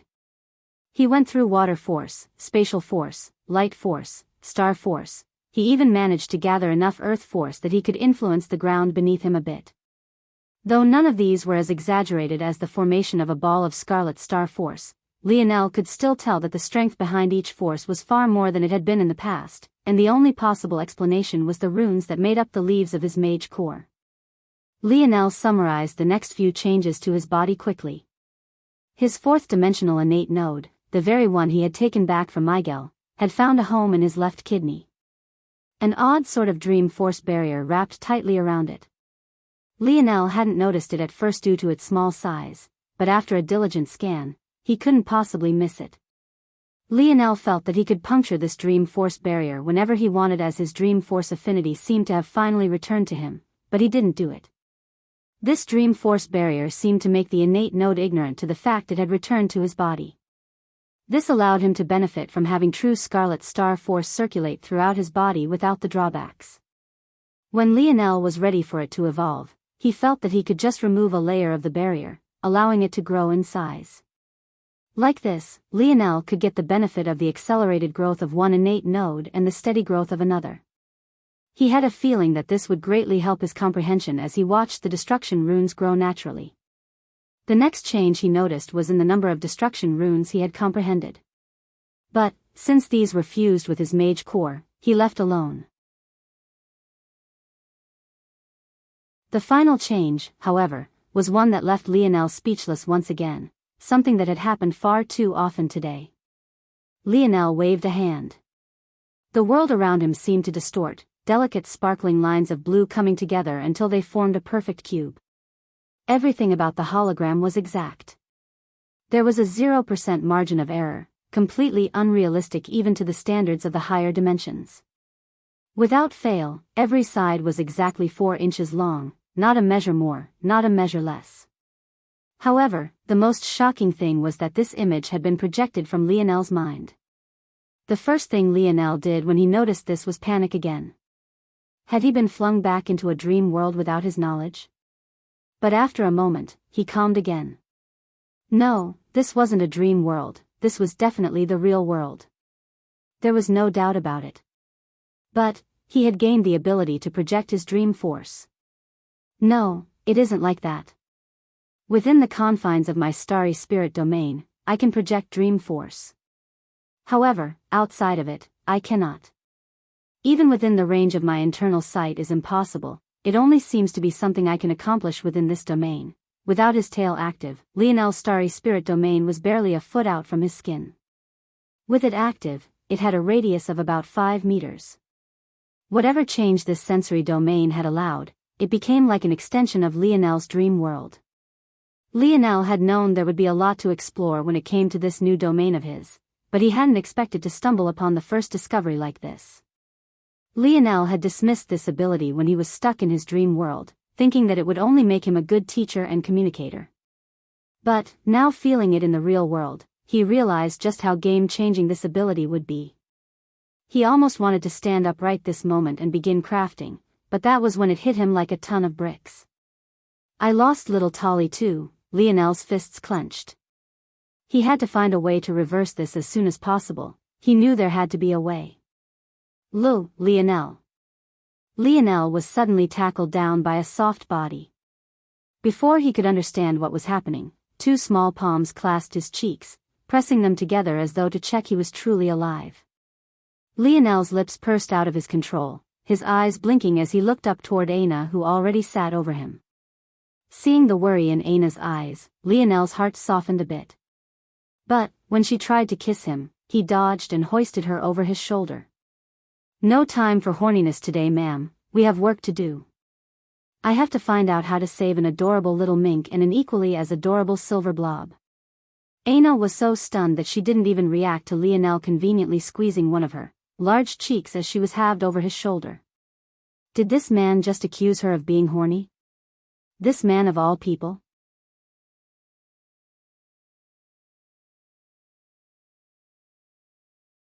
Chapter 1419. Published at 6th of December 2022 8:05 and 35 seconds AM. Chapter 1419. Void contract. If audio player doesn't work, press stop then play button again, soft. Lionel nodded to himself. Aina seemed to snap awake at these words, slapping Lionel's hand away from her ass and pushing herself up and off his shoulder. She harumphed, pulling her skirt down to hide anything indecent and smoothing out the wrinkles. Once she was finished, she gave Lionel a nice, long glare. But in return, she received a chuckle. What's with that look? Weren't you just happy to see me? Not anymore. Oh. If I give you a kiss, will it make you feel better? No one wants your kiss, Aina spoke, waving a hand and walking out in front, ignoring Lionel. Lionel laughed, swiftly catching up and taking Aina's hand. Though she put up some mock resistance, she eventually stopped. It was all too easy to tell the difference. With her strength, shaking off his hand if she really wanted to wouldn't be difficult at all. Where is this place? Lionel couldn't help but notice that this place was particularly white. It was completely unlike the dark regions he had gotten used to in the last several days. Well, aside from the 10th floor of the Void Tower, that is. This place, though, was obviously not in the Void Tower and it had a distinct medicinal scent in the air. It's a hospital, obviously. Who asked you to come out of the tower with a hole in your chest? What the hell happened to you? Aina frowned, her slightly annoyed tone shifting to concern as she looked toward Lionel. The more she thought about it, the less it made sense to her as well. It was supposed to be a simulation. During her own death, she had become an old woman after expending all of her life force and her bones practically crumbled under the weight of her flesh. It was quite gruesome, but she eventually woke up just fine as though nothing had happened. If even a death like that couldn't harm her, then what could have possibly harmed Lionel? I'm not sure. A hospital? It wasn't free, right? How did you pay for it? Did you get leaderboard rewards already? About that, your cousin, my cousin? Novel top 1. Or Lionel's brows shot up. The only cousin he knew of was Noah, but he had a feeling that Aina wasn't talking about him. Noah should be just as unable to pay for his treatment as Aina was. It wouldn't make sense for Aina to be referring to him. Yes. His name was Sio, he said he was the fourth Nova. Lionel's eyes narrowed. The fourth Nova. Though there were over 1 billion recognized to be among the Morales family's Nova generation, the only ones who gained numbers and titles like this were the 7 who had awakened both lineage factors. What did he ask for in return? Lionel still had the segmented cube and the spear domain with him, so it was obvious that his cousin hadn't asked for them. Though, even if he had, Lionel doubted the spear domain would leave him. As for the segmented cube, it seemed to have a spirit of its own. However, in its current state, it was just an empty shell anyone could take for themselves. Regardless, Fourth Nova hadn't taken it either. He said that you owe him one favor and he wants 10% interest compounded daily. He made me sign a void contract, which is apparently a legal document overseen by the Void Senate. Any disputes are handled through the Senate or its branches. Lionel felt uneasy hearing these words.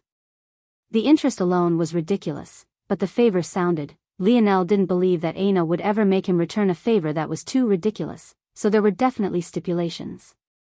But, as for what they were, he didn't know. Can I see the contract? Aina handed over what looked like a pendant without its necklace to him after hesitating a moment, and his starry spirit domain acted all on its own. Its information was displayed before him and he read through it all in the blink of an eye. But, by the time he had finished, his expression was as dark as the Void Palace's usual environment.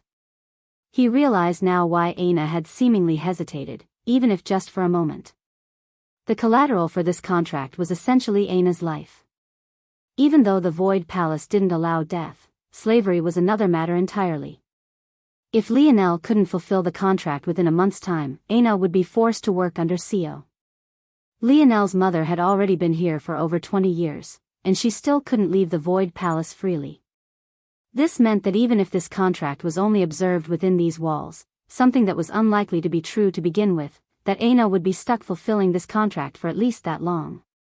And, considering the fact the Void Palace, and by proxy the Void Senate, were the most powerful existences in the human domain, even leaving this place didn't mean that you could ignore a contract witnessed by them.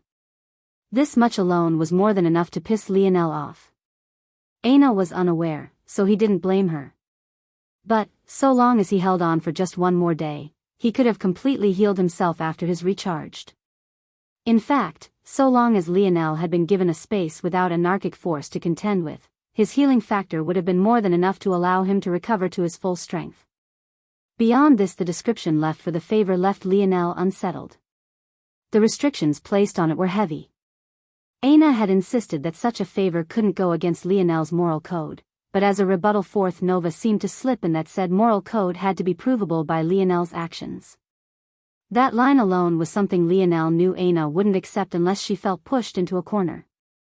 It practically undid all of the restrictions so long as the clause was used cleverly.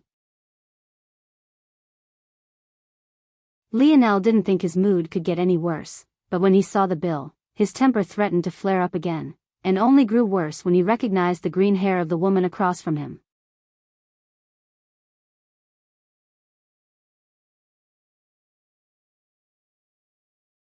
Chapter 1420. Published at 6th of December 2022 8:05 and 33 seconds AM. Chapter 1420. A month. If audio player doesn't work, press stop then play button again. Aina's frown was even deeper than Lionel's, her palm pressed down hard on the counter, applying enough pressure to make the marbling tremble. And yet, her voice was as calm and cold as ice. Golden glow root. White azala oak. Silkworm grass. These are all fifth-dimensional herbs priced at barely a few dozen kilograms of herb Oregon itchweed. Crimson hair skunk root. Queen spruce bushel. Poison thistle plum. These aren't even medicines, they're quite literally poison. I wouldn't have allowed you within a mile of him if you had entered with these things. Do you take us for idiots? The green-haired woman continued to look toward them, not looking away in the slightest. There wasn't a hint of embarrassment on her face. The price is as stated. 1,029,293 void points and 2 void merits. Aina's irises flashed with a golden glow, the marbled counter cracking.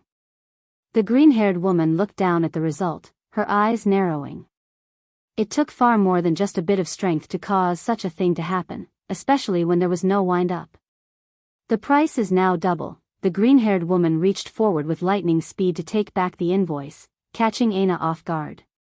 But, before she could succeed, she found her wrist lightly gripped. The strength wasn't too strong, and it could even be said that the hold on her hand was more comfortable than not. And yet, she couldn't seem to budge even a single inch. Her name was Rosamond, I believe. Is that right? Lionel said lightly. This chapter upload first at Novelbin. Net. If you want to read more chapters, please visit Novel Next. Calm to experience faster update speed as anger seemed to have vanished into the wind. Rosamond was the very same woman who had manned the medical center at Village 0012. Truthfully, Lionel hadn't done much of anything to her. In addition, after displaying the strength he had during the true selection, and subsequently within the Void Tower, even if what he did past Floor 9 was ignored, he had already proven himself to be more than worth of the amethyst token. N0VL next. Come in doing that, the reason Rosamond should have had for being disgusted with him should have likewise vanished.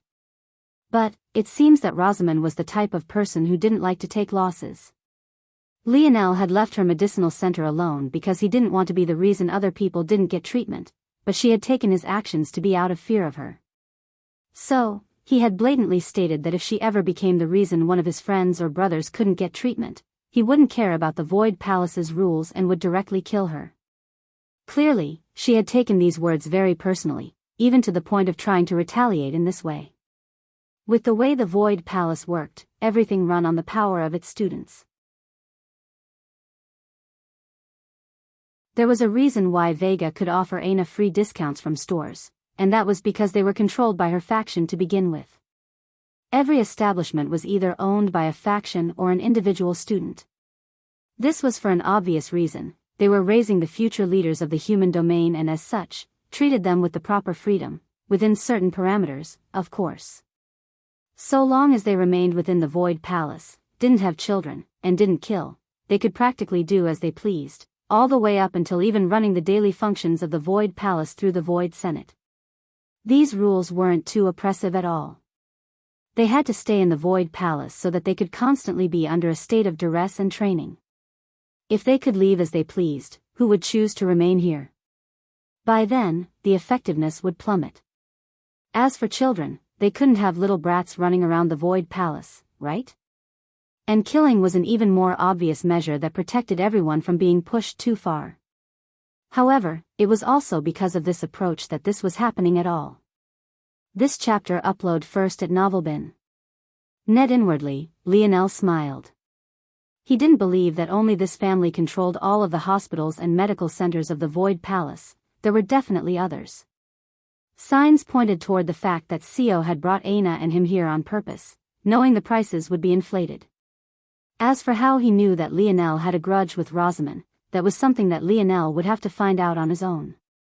Still, it was clear that this fourth cousin of his was schemer. It was just unfortunate that he had already touched past Lionel's bottom line because as of this moment, he was playing with Aina's life. However, Lionel managed to keep his calm, sliding the invoice off of the table and taking it into his hands. He didn't care for the green-haired woman's answer to his question, he already knew the truth. This is the invoice, huh? I'll be taking my copy. Be sure to charge that to that cousin of mine. Lionel handed the invoice to Aina. Since he didn't have a spatial ring anymore, he'd have to rely on this girlfriend of his. As they walked out, his mind was spinning. There were too many loopholes in the contract. Just with a glance, he could see dozens. If CO was determined to take advantage of them, he could do so. In fact, he could just hide for the next coming month and show up 31 days later claiming that Lionel never paid him, using that as an excuse to sweep Aina away. With this contract, CO could even go as far as to force Aina to fight in the air wars for him. While killing amongst heirs was prohibited, killing the helpers of heirs was a different matter entirely. If not for this, why would valiant Heart Mountain have been so scared to participate? Or, there was the possibility that if his mind was more sinister, Lionel shut his mind down from continuing down that path as quickly as he thought it, but with his current thinking speed, he had already plunged down a seemingly endless rabbit hole. The more he considered it, the more enraged he would become. There was only one option. He had to find a way to void this contract. And, for that, he needed to read the rules. To make matters more difficult, he needed a method that didn't rely on the Void Senate, and he only had a month to both find it and put it into action. The novel will be updated first on this website. Come back and continue reading tomorrow, everyone.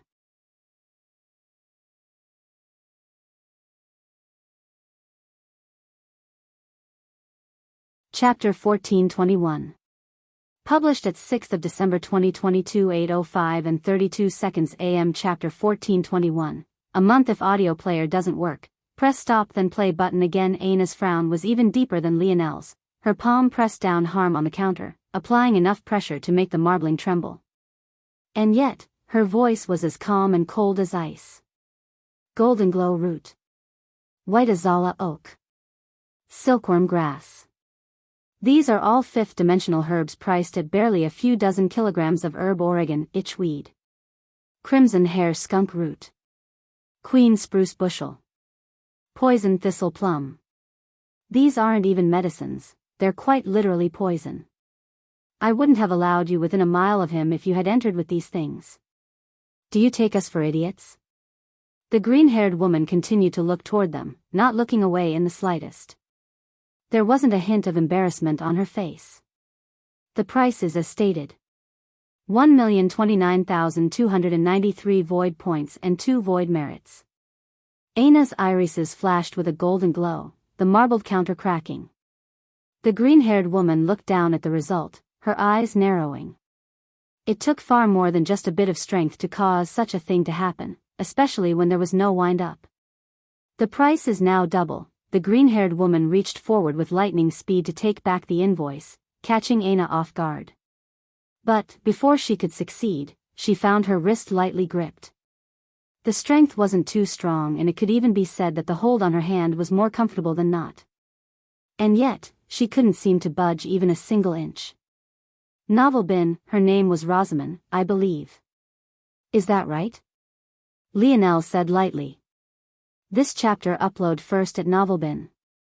Net. If you want to read more chapters, please visit Novel Next. Com to experience faster update speed. His anger seemed to have vanished into the wind. Rosamond was the very same woman who had manned the medical center at Village 0012. Truthfully, Lionel hadn't done much of anything to her. In addition, after displaying the strength he had during the True Selection, and subsequently within the Void Tower, even if what he did past Floor 9 was ignored, he had already proven himself to be more than worth of the amethyst token. In doing that, the reason Rosamond should have had for being disgusted with him should have likewise vanished. But, it seems that Rosamond was the type of person who didn't like to take losses. Lionel had left her medicinal center alone because he didn't want to be the reason other people didn't get treatment, but she had taken his actions to be out of fear of her.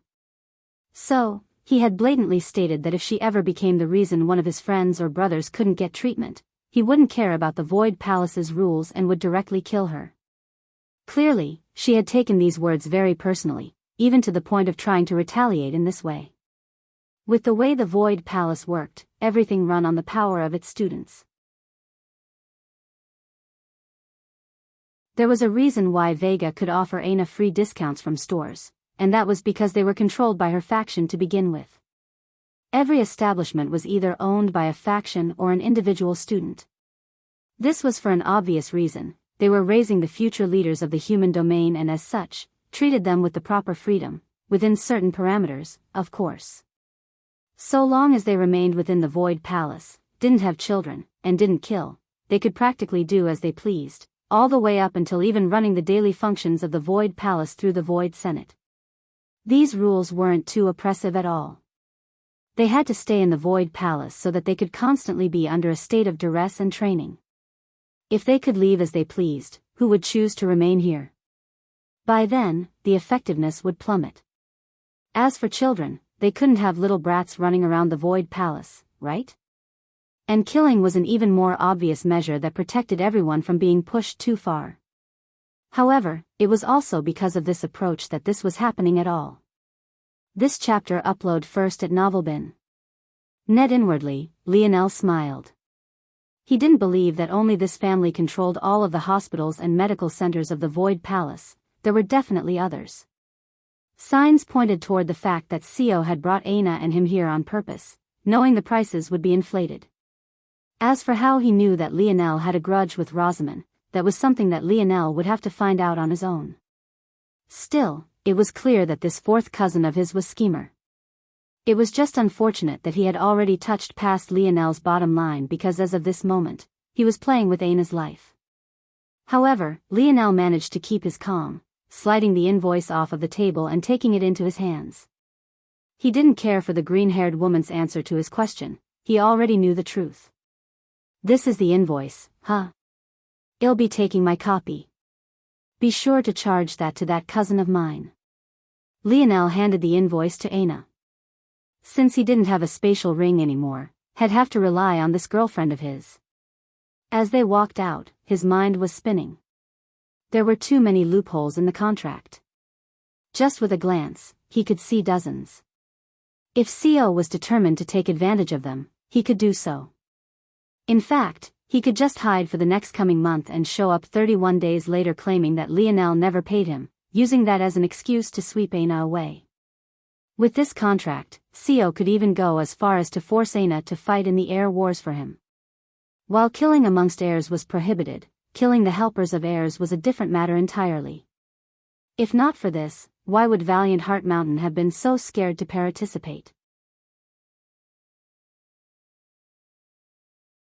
Or, there was the possibility that if his mind was more sinister, Lionel shut his mind down from continuing down that path as quickly as he thought it, but with his current thinking speed, he had already plunged down a seemingly endless rabbit hole.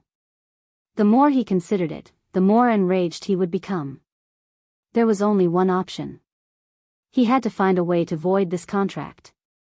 And, for that, he needed to read the rules.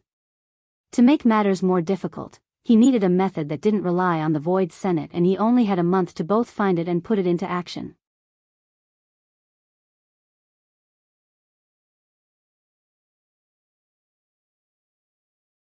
Chapter 1422.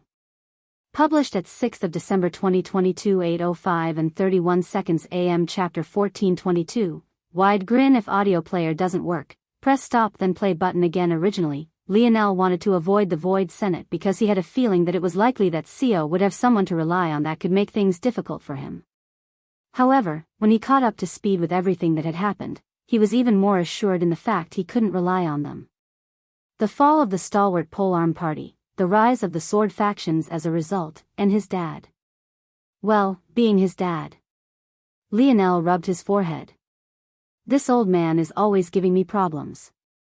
Can't go one day without ruining things. If Velasco could hear Lionel now, maybe he would have to smack some sense into his son.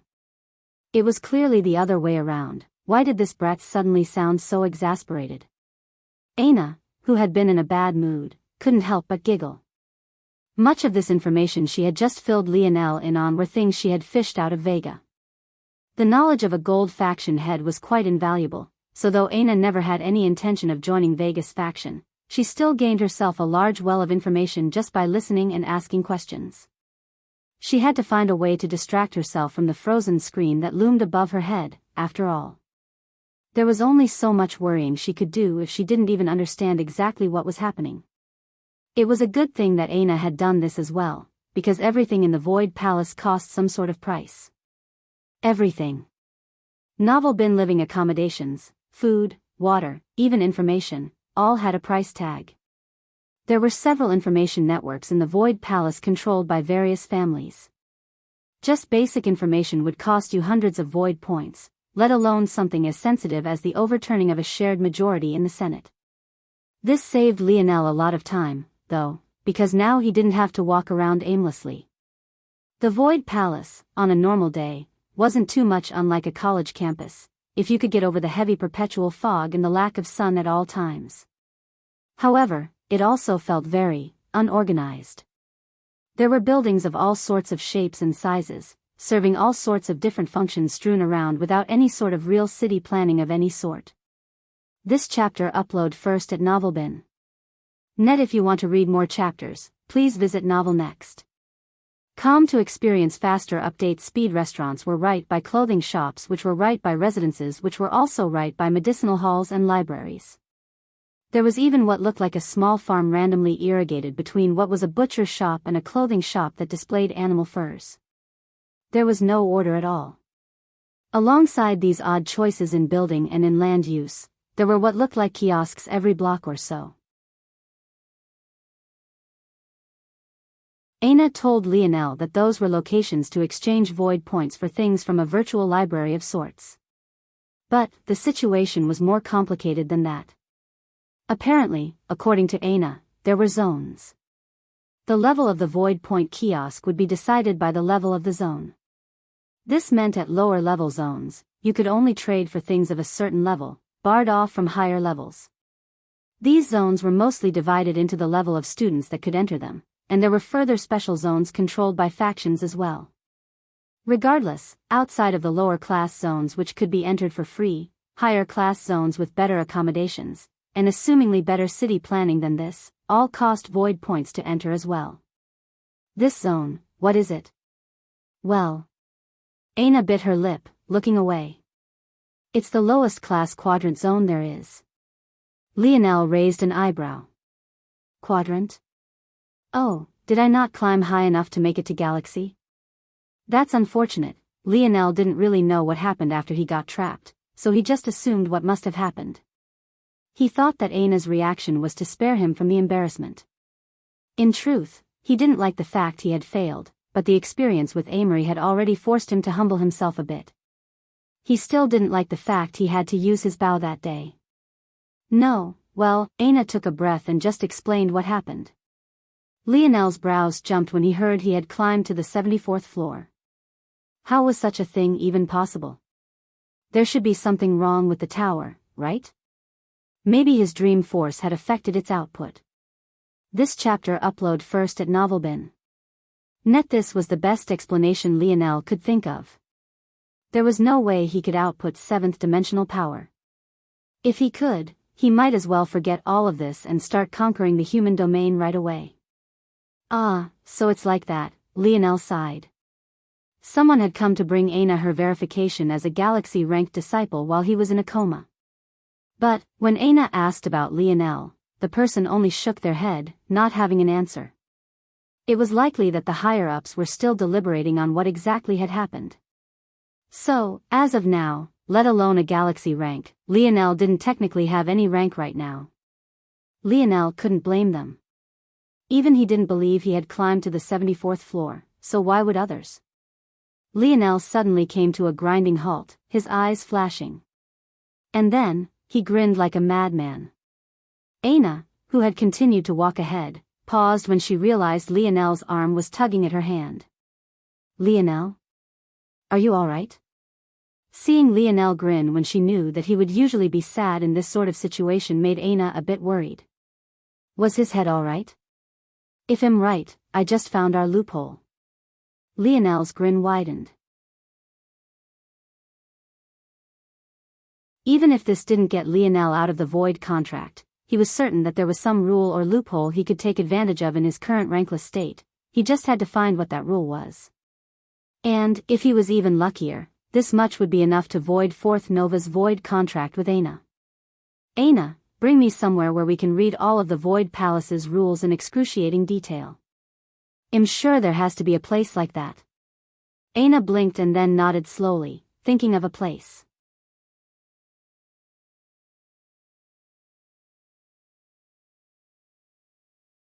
Chapter 1423. Published at 6th of December 2022 8:05 and 30 seconds AM. Chapter 1423, 527. If audio player doesn't work, press stop then play button again. The best location that Aina could think of that would meet Lionel's requirements was a branch of the Void Senate. The Senate's main duties were related to setting laws that governed everything from the lowest to the highest levels of the Void Palace. But there were also many smaller tasks, at least relatively speaking, that they also had to deal with.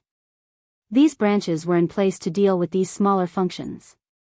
For one, the Senate branches were where missions could be taken up and rewards for said missions could be accepted. It would also be the place where Lionel and Aina would have to go in order to receive their monthly stipend for remaining on the leaderboards, so long as they could maintain their top 3 positions, that is. The second function of the branches was as a sort of asylum. A lot like the embassies found within a country, a branch functioned as the one location in the whole of the Void Palace where fights and battles were not allowed. Most likely wouldn't use the branch for this purpose, but it was still a rule that everyone was aware of because the penalty for breaking it was especially harsh. Simply put, the dignity of the Senate could not be infringed upon for any reason. The third function of the branch was as a sort of disciplinary squad.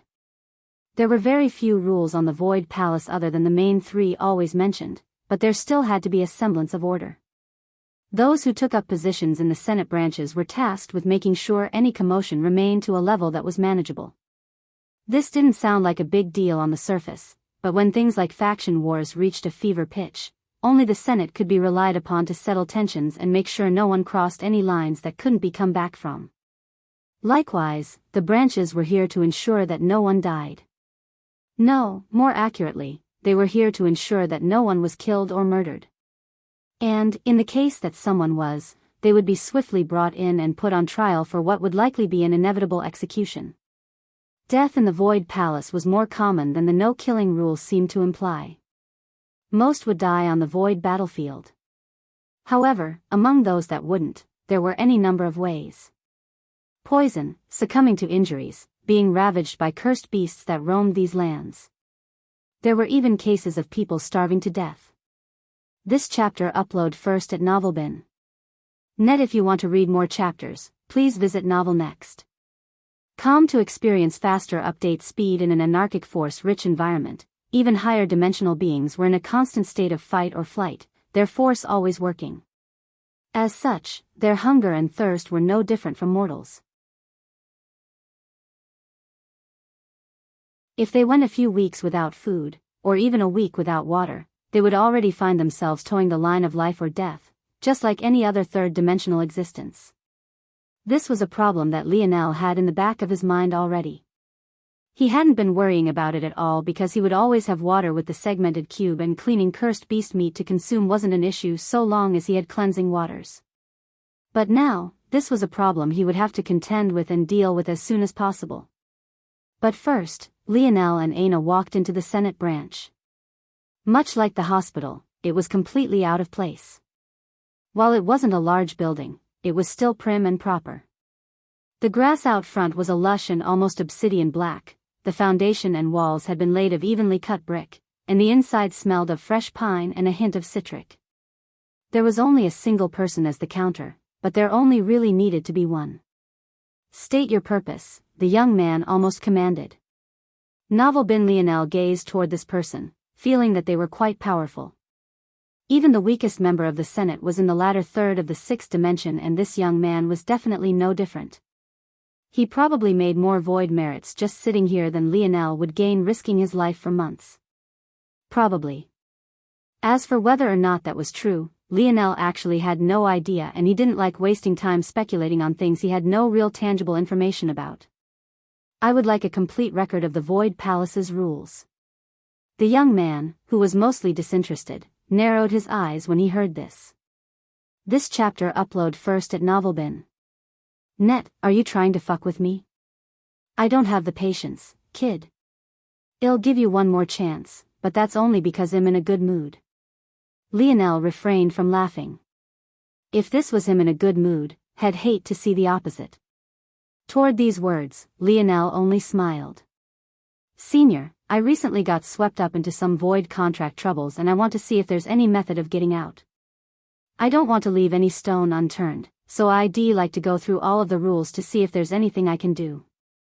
Hearing such an explanation, the young man's stance softened somewhat, but he still shook his head. The ignorant truly are fearless. Fine, fine. You live and you learn. Good luck, kid. Clank. The young man brought out a pendant that looked quite similar to the one that had held the original contract. But the jewel on it was a different color. Aina's had been a really pale silver, but this seemed much brighter. It was a detail Lionel noted. Then, clank. The young man brought out another pendant. Then another.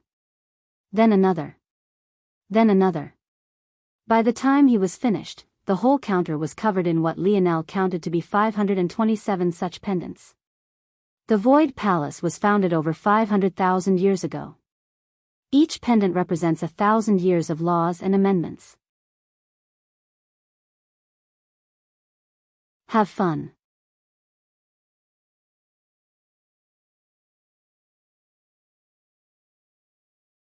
Chapter 1424.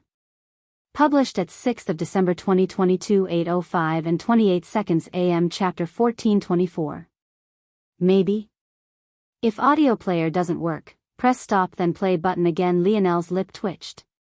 Even for him, this was a lot. He could tell with a glance that the brightness of the gem on the pendant was likely a function of how much information was within. The contract between Aina and Sio had been about 1,000 words. If it was multiplied by the difference in brightness, then that would mean that there would be about 100 billion words since it functions on a logarithmic scale. If it was multiplied by a further 500, it wouldn't take me that long at all. In fact, I would probably finish each one in a few minutes, especially since I don't have to read with my eyes. But that wouldn't be too hard for any fifth-dimensional existence to do. 100 billion words is only a petabyte of information. I highly doubt what looks to be a sixth-dimension device would max out at that quantity. For this senior to be acting like this, it has to be even worse than my estimates. Lionel took a breath and picked up one of the pendants, restraining his starry spirit domain so that it didn't act on its own again. I would be careful if I were you.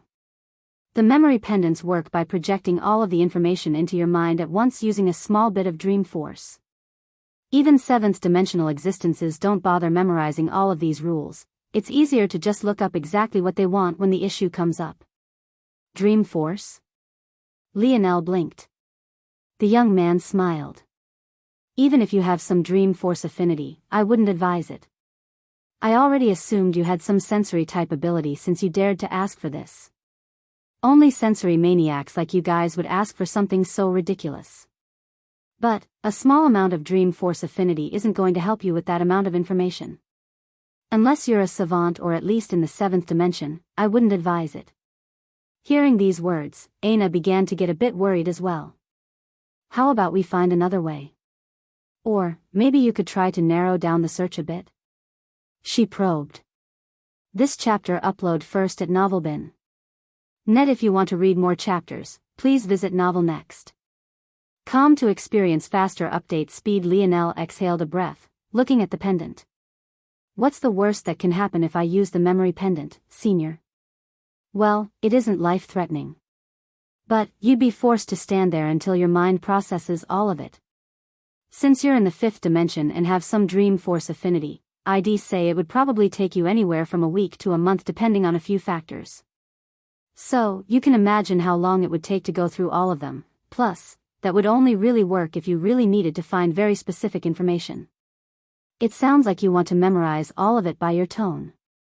That mountain is even taller. Even though the dream force will help you memorize a bit easier than you otherwise would, it's not to the point that you'd become an overnight genius. You'll easily become overwhelmed, and by the third pendant, you'll already start forgetting things. By the seventh pendant, you likely wouldn't even remember anything from the first. And that doesn't mention the fact that my shift ends pretty soon. I might be willing to let you stand there, but I can't promise that my colleagues will too. Some of them are pricks, and entering a state like that is dangerous if there's no one around to protect you. Novelbin, I see. Lionel's gaze narrowed. He had already decided to gamble. He had forgotten about the new way in which his brain worked. If he really went at this, he believed he could do it. Lionel's internal sight surged. As though expecting this, the young man shook his head. He already knew this would happen, that's why he had said the ignorant were fearless. Never mind, it didn't matter. He would be harmed a bit, and when he came out, he would have learned a lesson. The young man moved to put the other pendants away. He had only brought them all out for dramatic effect to begin with, but it had fallen on blind eyes since neither Lionel nor Aina seemed to understand what kind of heft these pendants had behind them. But, before the young man could finish packing away even a single pendant, a sharp intake of breath caught his attention. This chapter upload first at Novelbin. Net. He looked up curiously, but his expression changed when he saw that Lionel's gaze had regained its clarity. How long has it been? Lionel asked Aina. Lionel had already expected that he would find a different person at the counter, so he didn't even look in that direction. The largest reason he had dared to do this was because he trusted that if he was wrong in his evaluation, Aina would protect him. But, instead of getting an answer, all he got was a beauty looking back at him with a blank expression. The young man abruptly rose from his seat, not understanding what he was seeing. If he could wave a hand and say Lionel just faked it, everything would be fine. But the problem was that he most definitely couldn't do that. His own senses were too sharp. He had felt Lionel's internal sight sink into that pendant. There was no way to fake that. The moment internal sight touched that pendant, the process would start, and there was no easy way to extricate yourself without completely reading through its contents. There was simply no way to fake this. Aina? It's been a few seconds, maybe? Aina's voice tinged with uncertainty. Lionel blinked for a moment before he grinned ear to ear. This was excellent. Without hesitation, he took up a second pendant, then a third, then a fourth. He blazed through them one after another, not stopping for a single moment. Then, just 10 or so minutes later, he had gone through them all, each word, letter and punctuation mark perfectly memorized.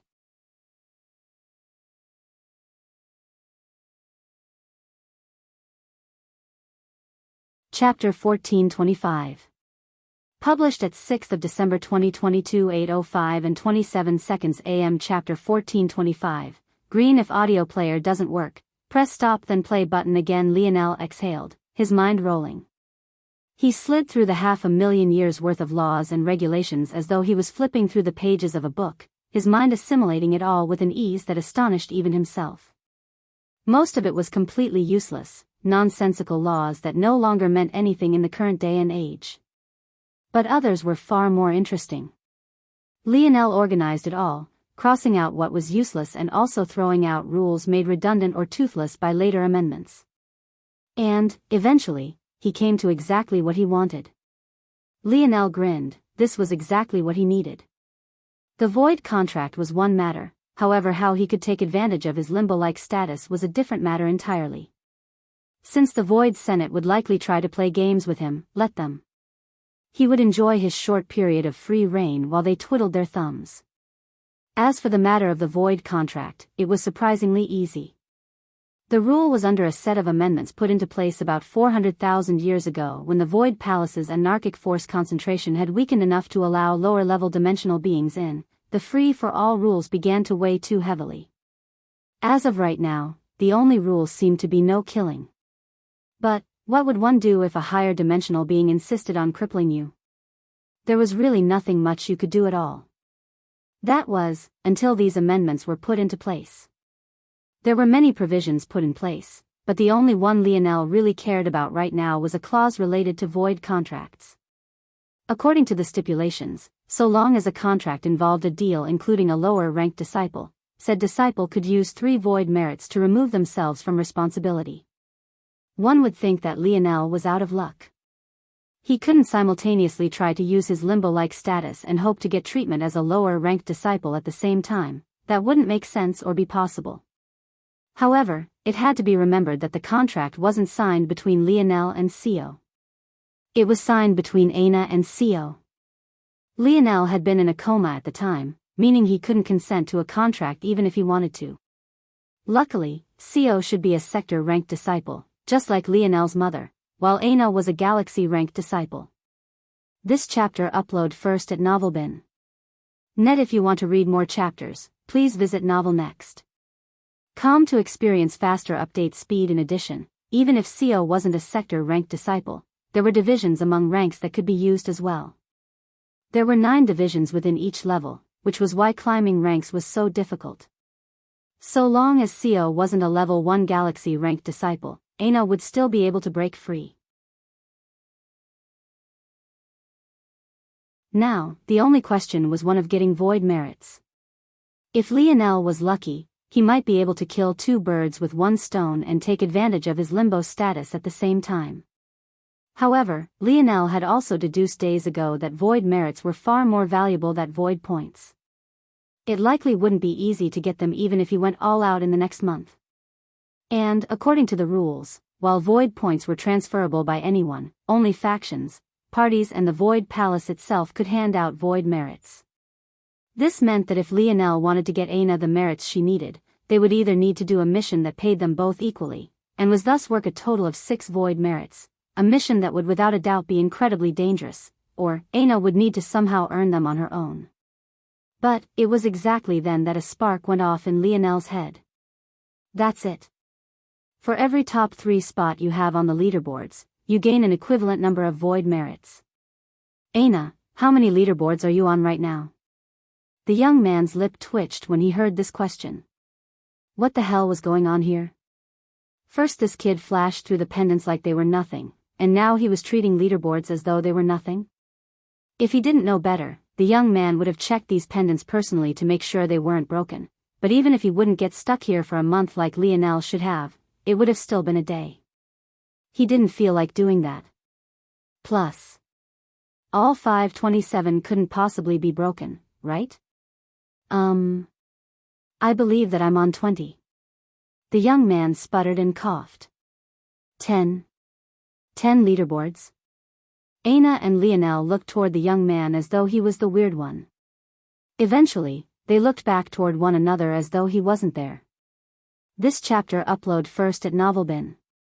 Net, I assume that's 10 current leaderboards and 10 all-time ones, right?